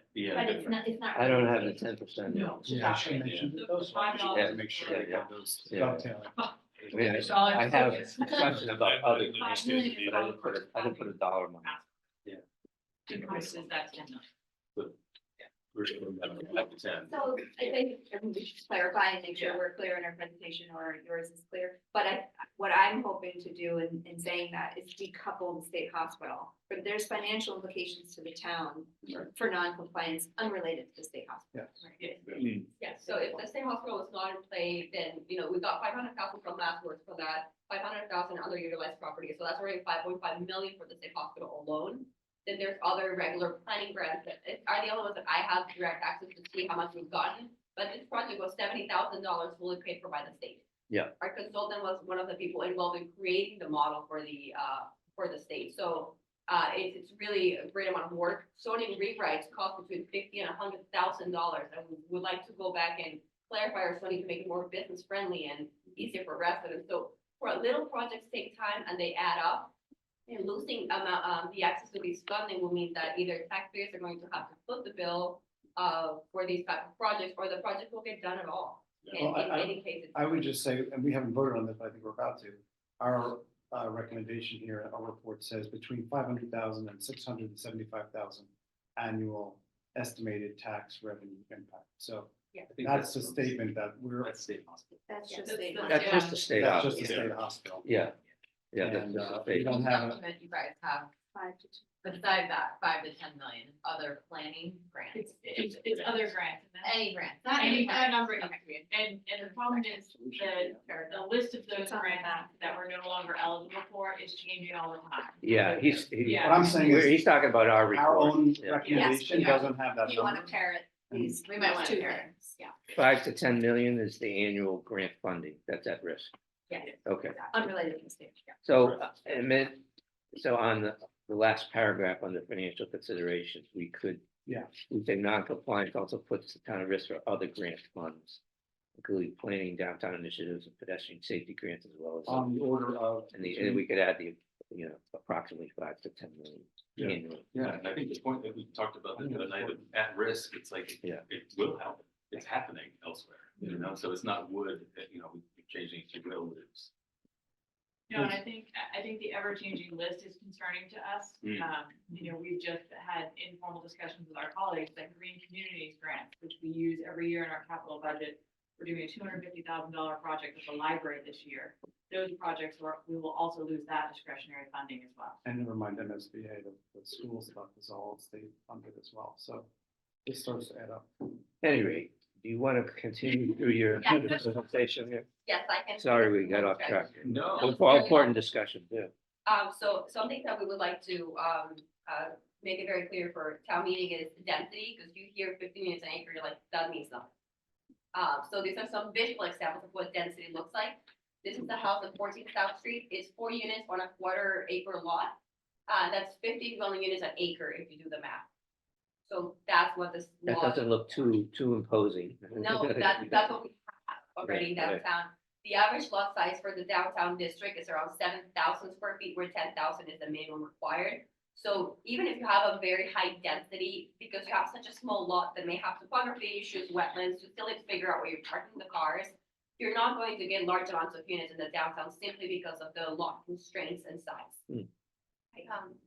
And height, yes, so no skyscrapers. 71 North Street, this is a recent 40B development. It's 8 units on a quarter acre, and that is almost 40 dwelling units an acre. Mm. This is next to 67 North Street, which is not in the pictures here, but they look substantially similar. So again, this is a fairly new development, appropriate distance from the street. So this is, almost 3 times what we're allowing for. This is, 40. And this is still allowed in our downtown existing and pretty pleasant to look at, so. Yeah. Next. Can I just make a comment? Yes. My opinion is I would not include this at all. That's mine. Because I think it makes it sound, the people that want to hear that this is a mandate to build sees this as like, well, you're saying it's not a mandate to build, but like, this is what it would look like if we complied and we built. So this, I think, is actually quite I misleading. kind of thought the same thing. Yeah. It feels a little bit like this is a sell. Yeah. And that's why I took it when you first presented, to be honest. Mhm. I was sort of like, here's the sell about how this is not gonna be that big a deal. And I personally was like, I like the argument we were talking about before, where you're sort of like, this is the best way to do the Rubik's Cube to make it all work. And end of story. And there's financial penalties. Like, Although that's already there. yeah. I know, but it's still like, it's still if you go and you have to put yourself in the shoes of the person who is questioning them, right? And they're questioning it, because I know you guys have heard it more because you attended more meetings, but I know some people are gonna question this, right? And they're gonna wanna question it and not do it. And you're opening with saying that this is not about building, this is about complying, but then you're saying like, this is what complying looks like. Actually, no, But this you- isn't what complying looks like. This is what, you know what I'm saying? Yeah. Like, I just don't think it's a good idea, is my I mean, opinion. Well, Yeah, wait, The other part of it that we're thinking about is, right, it's very hard to visualize what that density is unless Right. you see an example. yeah, And even people who deal with this all the time, at first I was having a hard time right. visualizing density downtown. Yeah, I agree with what he just said. I tend to think that Is it better to use People- examples that aren't new construction? people have this, Doesn't they matter. think about this as like a massive 40B development, right? That's the first thing that pops in their mind. Skyscraper. So when you show them something Yeah. that is a almost 40 unit density, But this feels like we're building. Yeah. Why would you be showing the we're example doing of zoning, density though. We're if you're- doing zoning. This is a, I like the map as the compromise, because the map is something people are familiar with, particularly the downtown one. They've driven down the streets a million times, they know what that looks like, they know what that density feels like, and if it's already there, and you're saying it's already compliant, then I think that's sufficient, rather than going this route. We could put the landmarks one back up and have like, this area is between 15 and 40 units per Yeah. acre. Yeah, I think given the consideration of both, because on the one hand, you hear that, okay, this triggers something that you don't want to get into. On the other hand, if you don't have a what visual, you, Yeah, I think. what the way, however you do it, people, it's up to their own interpretation, right? Well, you However have to say you- it with a caveat, sorry. was gonna say, however you do it, I think the message you're conveying is that, you know, and it's a little bit to your question, we're really not being cute about this. We are in compliance, you know, and it's following the objective. We don't have restrictive zoning. It's, you know, that this is a great area for housing close to transit, you know, and some of the cities and that whole expose on Brookline, you know, that really exposed them. We're not in that category, right? You're already in compliance. We're following what the state's directions are, and we're there. Now, how you do it, to Emily's point, I think is, you know, don't trigger something that's gonna go down a rat hole. But, I saw that first stuff, this nice pretty one, but the first one that's a little bit older, I thought, well, you can buy the one next to it, knock them down, and now you got double so you're sort of not presenting that case, which is sort of the obvious case. And so that's why it felt to me more like a sell, like, look at all these compliant little versions. And I was sort of like, all right, but you're kind of dancing around that there's other things that are allowable. Yeah. And those are not being shown, which is implying that there's this like, not say bias, but not fully, you know, focused conversation of things that would be totally actually nice and fine. So that's, you know, I see Emily's point there. I don't really have a strong point of view on it. I'm just providing some feedback. We could always pocket the images, have them in the back of the presentation if we need them, but instead stress the chart and stress that there's nothing going to be taller than 3 stories. Yeah. Like that's, the height is set, and the height is what's downtown already, you know? Yeah. So, you know, if you're right, you know, the math might be the way to go. Stresses the dimensional requirements, particularly height, right? Yeah. And that's where somebody's mind automatically goes to the skyscraper. If you Right. reinforce the height restrictions that currently exist, will continue to exist, that all of a sudden brings the, you know, the aura out of it and Right. brings it down to the scale that's Right. this. Yeah, I just think people are visual sometimes, and I understand your point that, you know, well, people think this is all about building housing. Well, it is. That's what the zoning's about. It's zoning for housing. So you still have to acquire the property, develop it, do all that stuff. But There is So- absolutely a scenario where someone could grab a bunch of parcels and put them together and build something of some size. But within the downtown, there's also a couple of streets that are bounding these. There's natural sort of like, there's a park in the middle, there's streets bounding it. The geography is such, they're not, all of them aren't in one huge box. Right. So, And how many of those homes are violating setbacks like that exist now, Right. right? Yeah. So Right. you're gonna knock something down to build something further away 20 from road and feet lose the off the road. space. Yeah, Right. so. It's unlikely, but the zoning will allow for it. That's the. it will allow for it by right in terms of use. Yeah. But it will be subject to height parking, bulk dimensional infrastructure. Yeah, and I guess it'd be like my only question as a resident, like, well, will it allow for a giant 40B project to be put in the middle of downtown? 40B is And then- totally different. Yeah, but not, We're vulnerable not if to we- 40B. Right, totally linkage happens, right? Right, The well, I thought think process. that, yeah, we need to be clear, this is not a protection against 40B. 40B exists, it will exist unless and until the state gets rid of it, and until the town of Medfield gets to the 10% threshold, we're at risk. State hospital is our best opportunity to get over that hump and not be at risk of unfriendly 40Bs, but this is unrelated. we're close, but we're not there Pretty yet. tough. But if you're worried about collecting parcels and building something massive. I think that's people be like, well, the zoning now allows for that. Right, but it's not, it's also the zoning now allows for it, you know, and so since we're not changing anything, we're not incentivizing the collection of parcels, so you can build higher or build wider, you Yeah. know, because we're keeping that all the same. Yeah. So That's, go ahead. that's and a very important. I think Yeah. that That's a really important point that didn't Yeah. jump off the page in previous discussions. So I would maybe include that. So that could be, I think, the chart. Is that true? Right. No, I totally agree with you. Yeah. But I think that's really important. I think people are gonna look at this and say, is this near me and how's it gonna impact me? Yeah, of And course. what are they doing to my neighborhood? And to say it's already done, it's already created, nothing's changing. Is- Some- Okay. Something to take into account is that for the downtown, you still have the demo delay bylaw, that's a general bylaw, so if a property was built less than or more than 50 years ago, the historic commission can decide to, well, I think, 18 months. 18-month delay, yeah. so that's a substantial barrier to buying a bunch of parcels and carrying them, because that might kill the project. We also have included in the draft bylaw, design review standards in terms of what type of need for the architecture to blend in addition to the strict height, setback and all of those zoning requirements. We are able to put these sort of softer design goals for the applicant to show. So we need to see if it is put right next to this, that it looks like it fits in similarly designed. Those cannot be used to deny a project, but they can be used to push someone in your direction to have it fit in, blend in with the neighborhood. So the town's still protected. Yes, we have those controls. And even though it's the uses by right, they still have to come to the planning board for site plan approval. Yeah, somehow making that point that we're not giving up control to the state. Yeah. We're following their guidance, but we have controls with your recommendation, we will remain in control.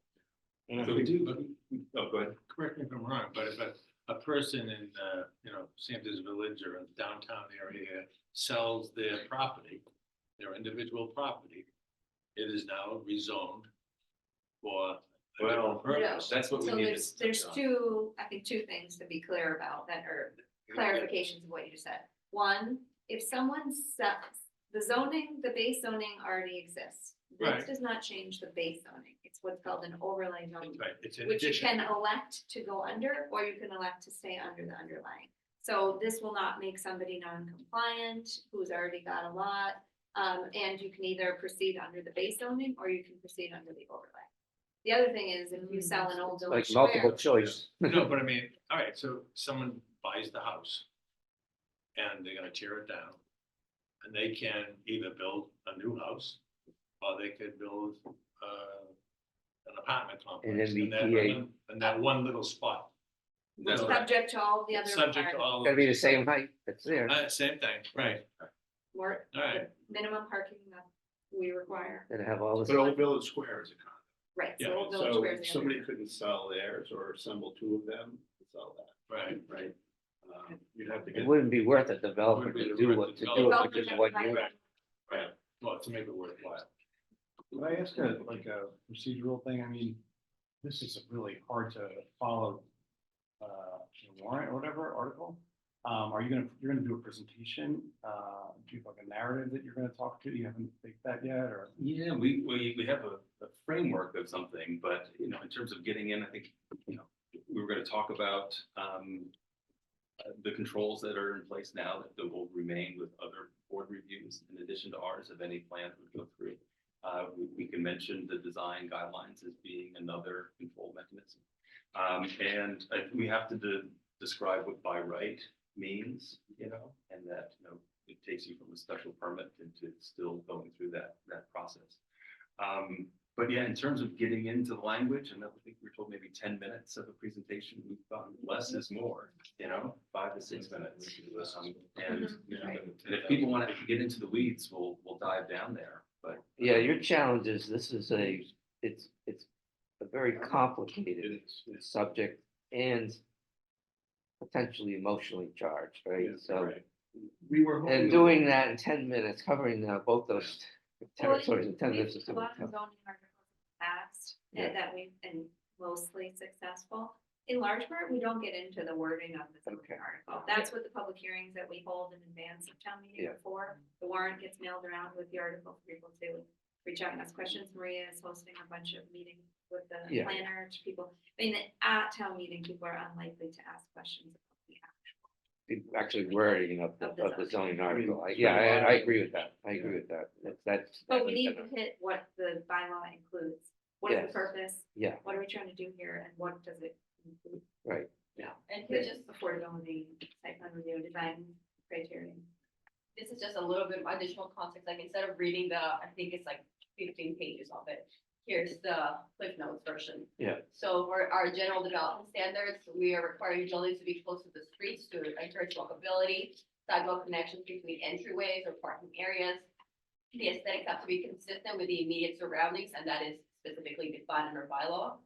The Historic District Commission is going to play an advisory role to the planning board. We'll be posting joint meetings between them so we can ensure that the aesthetics truly are not only consistent with the surroundings, but historically appropriate. There'll be planting of native species required. If you're fairly close to a budding property, then we're going to be requiring landscaping or planting buffers to separate the property and provide privacy. There's multiple buildings on a lot allowed, and all other applicable permitting will still remain. And I think the purple language at the bottom, like any other development in Medfield, MBTA projects will still be subject to the review of planning board, board of health, conservation commission, water and sewer, building department, historical commission, fire and police, and any other local regulations and bylaws. This is not a 40B. It does not supersede any of our permitting process. It still just has to go through everything. And we do this to the planning board by going through site plan review. The process that we're gonna have for approval of this is the same process we have now for other site plan approval processes. Meaning that if you comply with the regulations that we're telling you to comply with, and you don't threaten public health, safety, and welfare, the planning board must approve it. So we're keeping that same criteria because that's it by statute. And the timeline, fees, how much you pay for it, and peer review options are going to remain the same. That's a question on this affordability up here. Yeah. So it's right now, I guess you've got it at 10%. And my question is, what was the thinking behind that? Why 10? Why, oh, okay, because as a town, don't we have like a 25%? Yeah, Cool. so actually, we had an interesting conversation about that. The state allows you to only have 10% as your top. And there was some feedback in the public information sessions that shouldn't we be doing more than 10 to keep ourselves even further ahead of our 10% state requirement? But in this, we are required to have 10%. The caveat that I'd say about the town requirement that we as a board. Because the requirement is you can't go over 10%? Correct, because it's Restricted. restricted to it could be perceived as restricted to the To the development. creation of housing. Okay. So this is That's this interesting. is the That's like the perfect- price is right. This is a perfect example of why they are very consciously going with a different direction than 40B. 40B is in place to create affordable housing. This is there to create all kinds of housing, not just affordable housing. And if they have to put what they deem to be a restrictive amount of affordable, it will hamper people's desire to Okay. build housing. So this is not an affordable housing tool. Okay. But with respect to what the town of Medfield did in the past, and I was on board, we were all on board. We wanted to get ahead of our 10% requirement. We felt like it was equitable to require as much as 25%. And what we found is nobody's electing to proceed under our bylaw. Because perhaps we overshot it. We haven't yet had a project, well, no, we had one. We had the town. But the hospital is No. gonna be No, they can't. 25%, right? The hospital is not gonna be 25. No? No, What is it? Is it? it's gonna be 20. 25, yeah. But we generally are not finding people coming to file under the affordable housing bylaw that we created. Mhm. And we could go higher than 10, but in order to do that, we have to do a feasibility study. And so that was one of the questions at one of our hearings of like, why aren't you going higher? Why aren't you doing the study? And we were literally taking those questions as we were line editing the text. I mean, we don't have time. We Yeah, don't have the yeah, money. yeah, We don't okay. have No, anything to do that. So it's with Jim's But point it's- that zoning's not for life. We can come back, we Yeah. can do that study if we get state grant funding, and we could raise the number. I mean, the interesting piece about 40B and us being in safe, having been in safe harbor, right? It forced developers to come to us and say, I want to do a friendly 40B and work with us to get there. So the developers took more advantage of that, right, in order to, rather than including. Interesting. And in fact, because That 10% is is the state requirement, the only difference between what this is allowing, and this is a real technical point which someone brought up, is under 40B, if you have a fraction, you round up. So if it would result in the creation of 12.1 units, you have to create 13 to comply with 40B. Under this, you round down.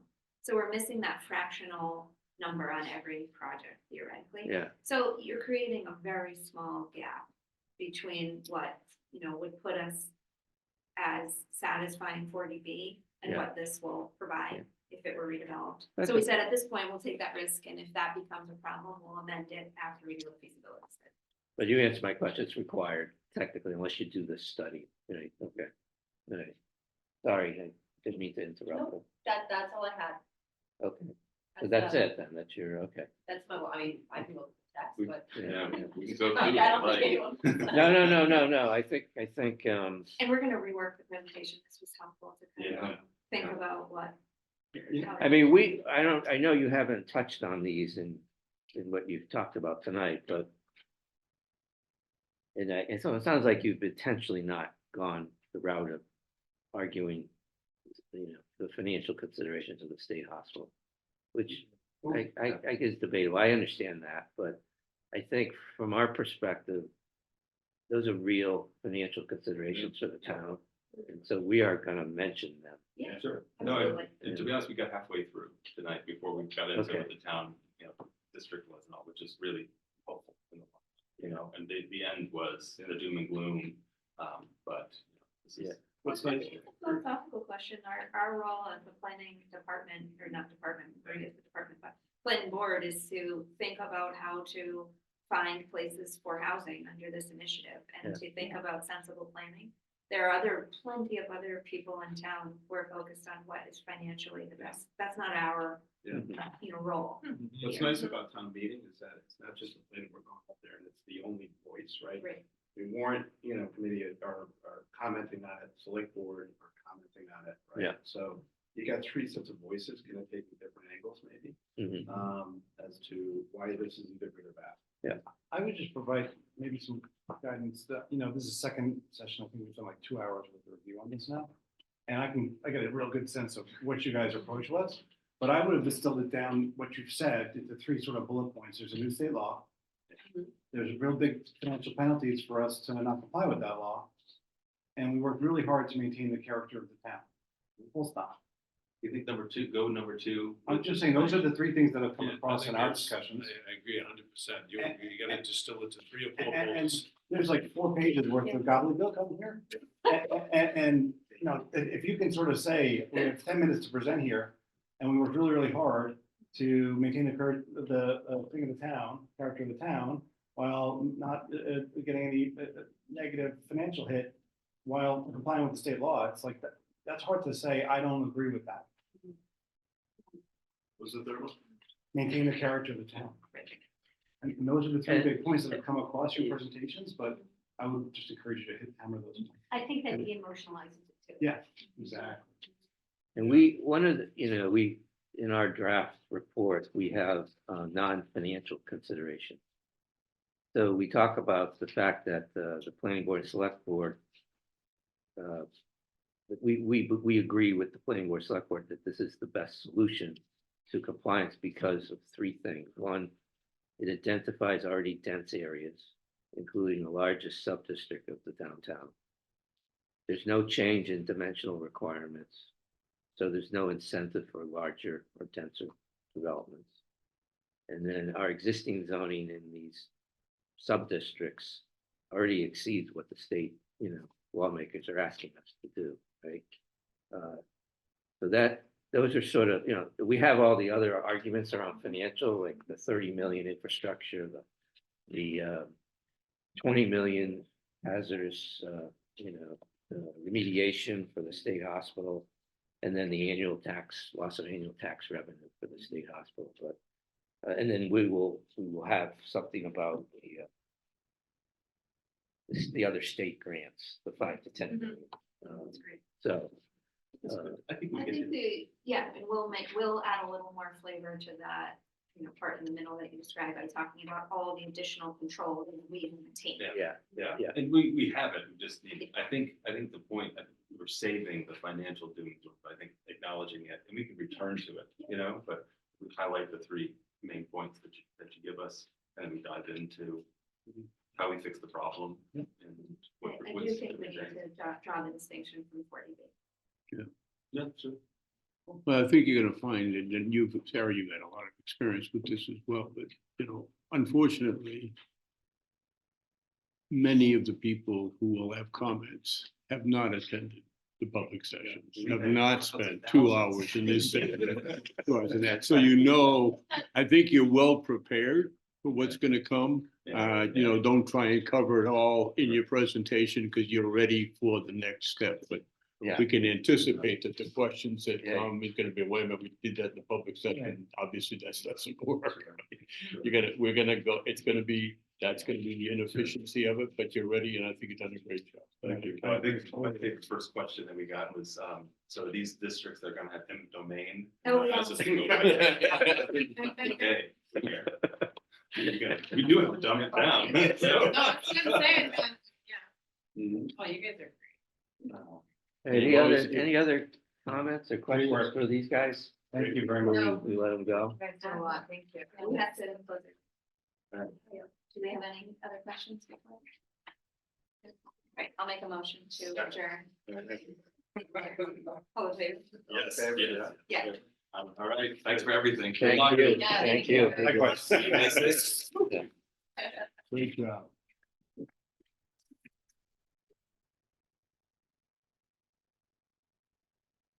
All right. Let's see, is, Well, Brent, are you still with us? Oh, he left. I hate to be the one, once again, throwing a monkey wrench. No, not you, Peter. Yeah, I'm here today. Oh, you're doing. I'm, yeah. Yeah. Are we gonna vote on that? Yes, I think, well, I was hoping Brent would be here, but he, Oh. I guess he dropped off. Probably couldn't hear. Yeah, I can imagine if he can't hear it, he's listening to this. So So you what- wanna just call him on the phone? We could do it I all. didn't hear him. You wanna try? He's read the article, he can put on it. He's gonna say I didn't hear the conversation, but And then he can. Uh, let's see if we can get him. Right. I think I have his cell phone. Let me try him. Yeah, he knows it.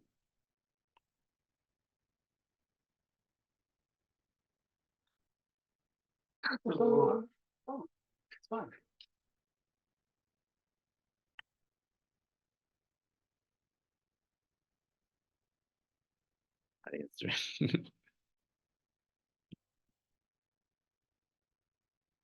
Hello, Brent? Yeah, I'm here. Oh, Got kicked off. sorry, this is Steve. So anyway, sorry, I don't know what happened, why you got kicked off, but we did want you to at least listen in on our deliberations here and our vote on the zoning article. Yeah, I just got kicked off like 4 minutes ago, so I heard most of it. Oh, you heard most of it. Okay, good. That's good. All right. So I think, we've drafted up this report that is, I sent out to everybody, the Warrant Committee report. It talks about some of the, the background and financial considerations and non-financial considerations. And the only suggestion I heard was to add under financial considerations, the last paragraph there, where we talk about non-compliance puts the town at risk for other grant funds. Maybe a parenthetical at the in there, with the amount 5 to 10 million annually, approximately 5 to 10 million annually. So I would suggest we make that edit, and then there's non-financial considerations. So I don't know if we ready to vote on this? Well, Is there any I'm more gonna ask com- one question. Yeah. My only question is, whether or not to lead with the Warrant Committee agrees with the planning board and the select board that the proposed zoning is the best solution to the compliance because 1, 2, 3, and then go into the next piece. the financial? So my flip 'em. my only question would be lead with the supporting the proposal Yeah, and then give the financial consideration. okay, yeah, so just flip the Yeah. order. We'd have, And then you can end it with, the 2 paragraphs and then end it with we encourage relative. so look at the, yeah, okay, all right. You get that, Christine? Did you get that suggestion? Yeah. Okay, so the non-financial consideration section is gonna be moved before the financial consideration section. So just open with, So we we- support the planning board and, So we would just move it, the whole section, except for, we would leave that very last sentence. We encourage all residents to review the town zoning. And leave that at the very end. So just move that non-financial consideration 1, 2, 3 to right before the financial considerations. All right, and then under financial considerations, at the second paragraph there, we would add a parenthetical for the 5 to 10 million annually in there somewhere. Okay. So is there any other comments or questions on this? If not, I'd entertain a motion to recommend passage for Article 31 MBTA Community Zoning District and the accompanying Warrant Committee report. so moved. Is there a second? Second. Okay. Emily, Yes. Yes. yes. Yes. Yes, yeah. Yes. And Brent? Yes. Okay, great. All right. So, Christine, can you come up here? Yeah.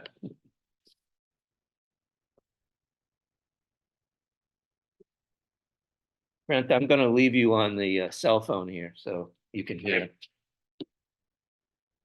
So we have 2 other zoning articles. Maybe we should talk about the first one, which is the imposition of fees. Which one is that? 32? Correct.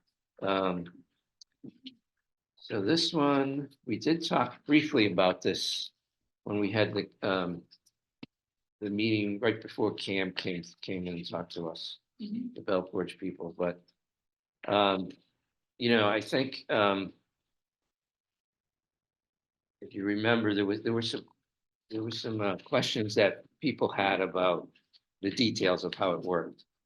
And so maybe you could just educate people what this is, the Article 32 enforcement of zoning bylaw violations.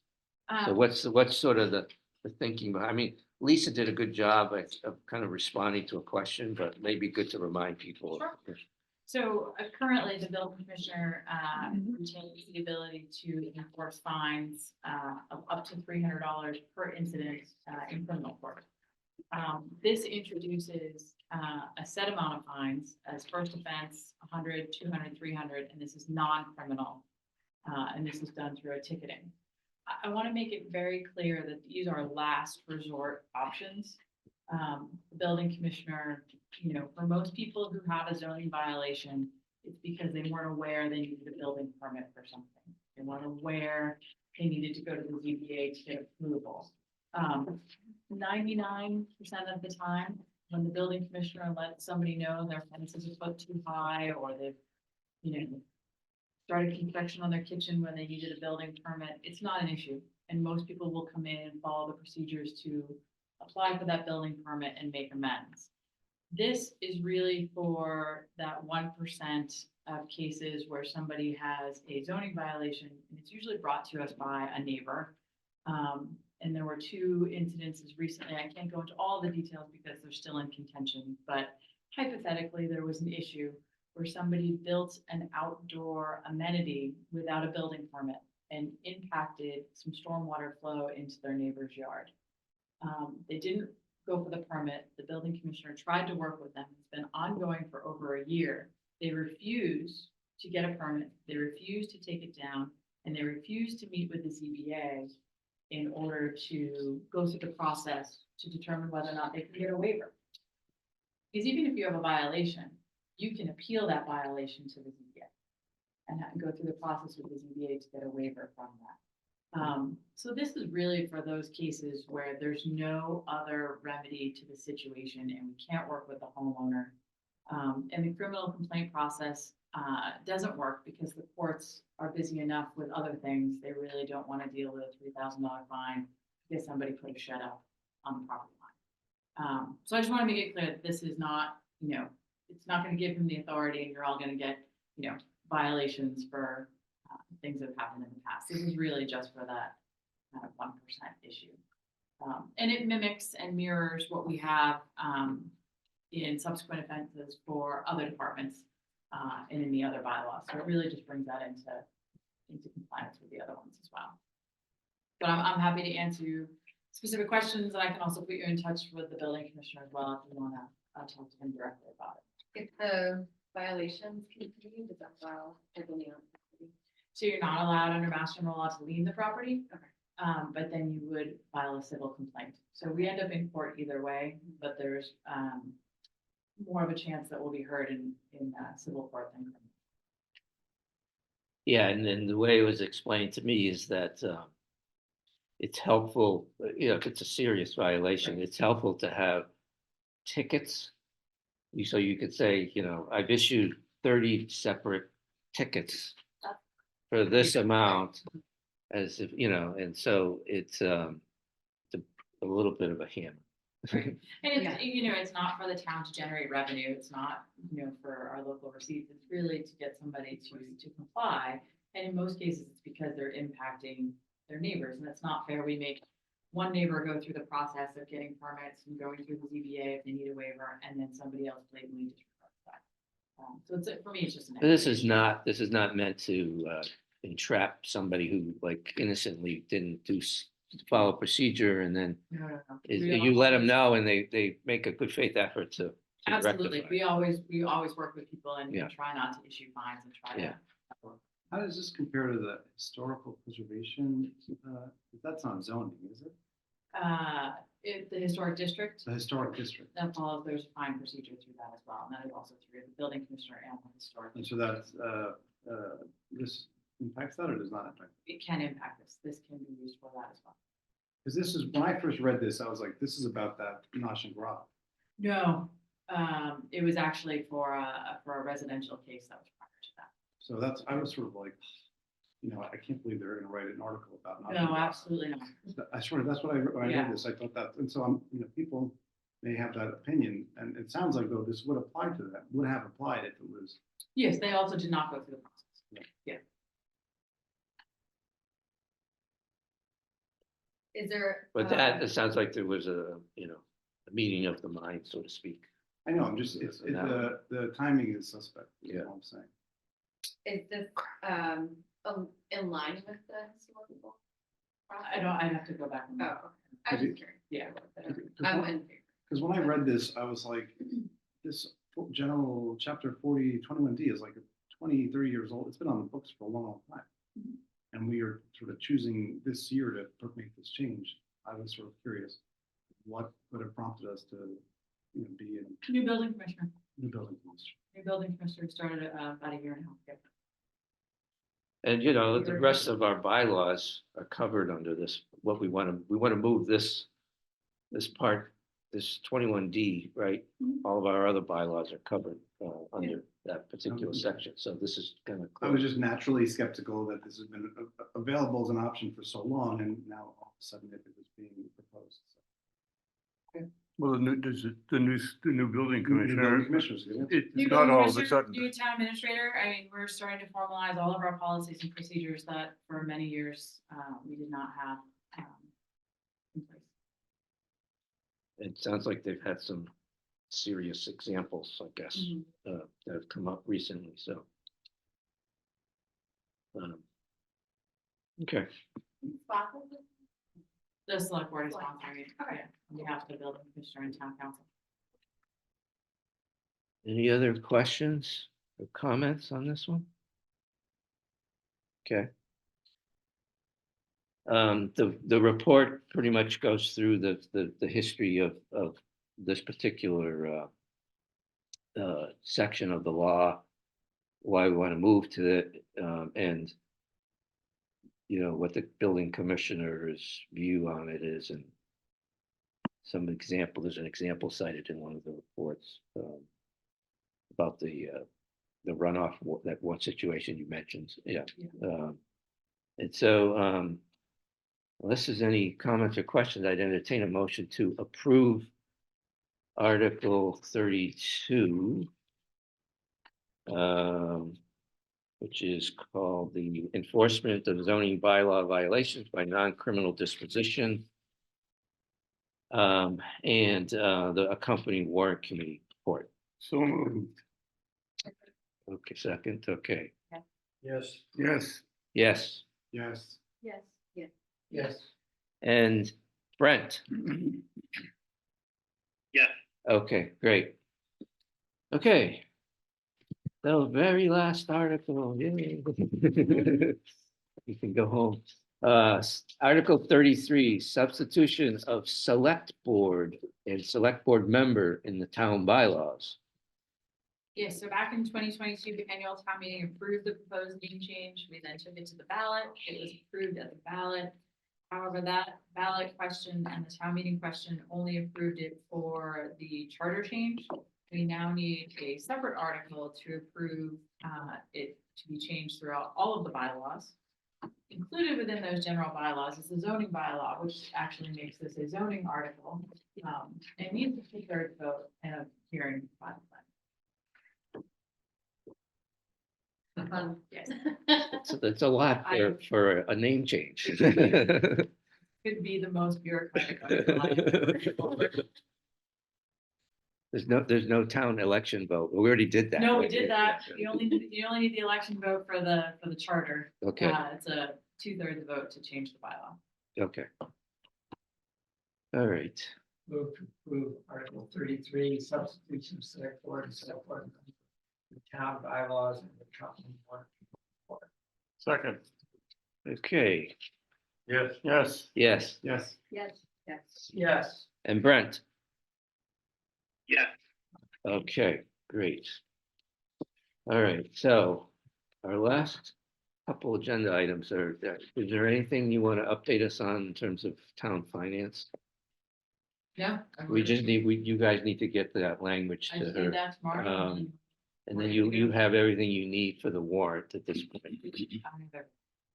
We actually have warrant reports for every article Yes, in print. they're going to be in print in the book. Yeah. Actually, that's a first, right? Yes. Okay. On informational items, I would just mention that last year we did this Medfield TV. Bob and I did the little presentation on the fiscal updates. It's kind of a repeat of what we did for the Warren hearing, basically. And so we're gonna do that again on Thursday. And we've asked Emily to join us this year. So we are going to do that. Stay tuned for that. We're going to do a little different style this year. It'll be more. Was she ever snack? It'll be more conversational as opposed to us. So you got a neighborhood group, YouTube, Medfield TV get together and Yeah. answer all the questions that are brought up. Yeah. So I think that's all I had for anyone else. Yeah. Are you going to assign who has what article? Yes. Yes. Thank you. Thank you. Thank you. I will send that out. I've been writing letters for the warrant report. I got to do this script for our TV thing. It's a So very busy day. I will get to that probably, next week because it's not urgent. But I'll try to assign people to articles I think makes sense based on what you were Yeah, and then involved we'll with. have all the motions ready for you. And the motions will all be written up, so it'll be easy peasy. Right. Yeah. That's the most important. Yeah.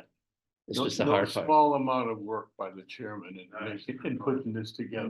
You really done a terrific job. Really. So I think with that, I would entertain a motion to adjourn. Motion to adjourn. Second, all right, and Emily? Second. Oh, yeah. Yes. Yes. Yes, Yes. Yeah. Yes. and Brent? Yeah. All right, thanks for hanging in, Brent.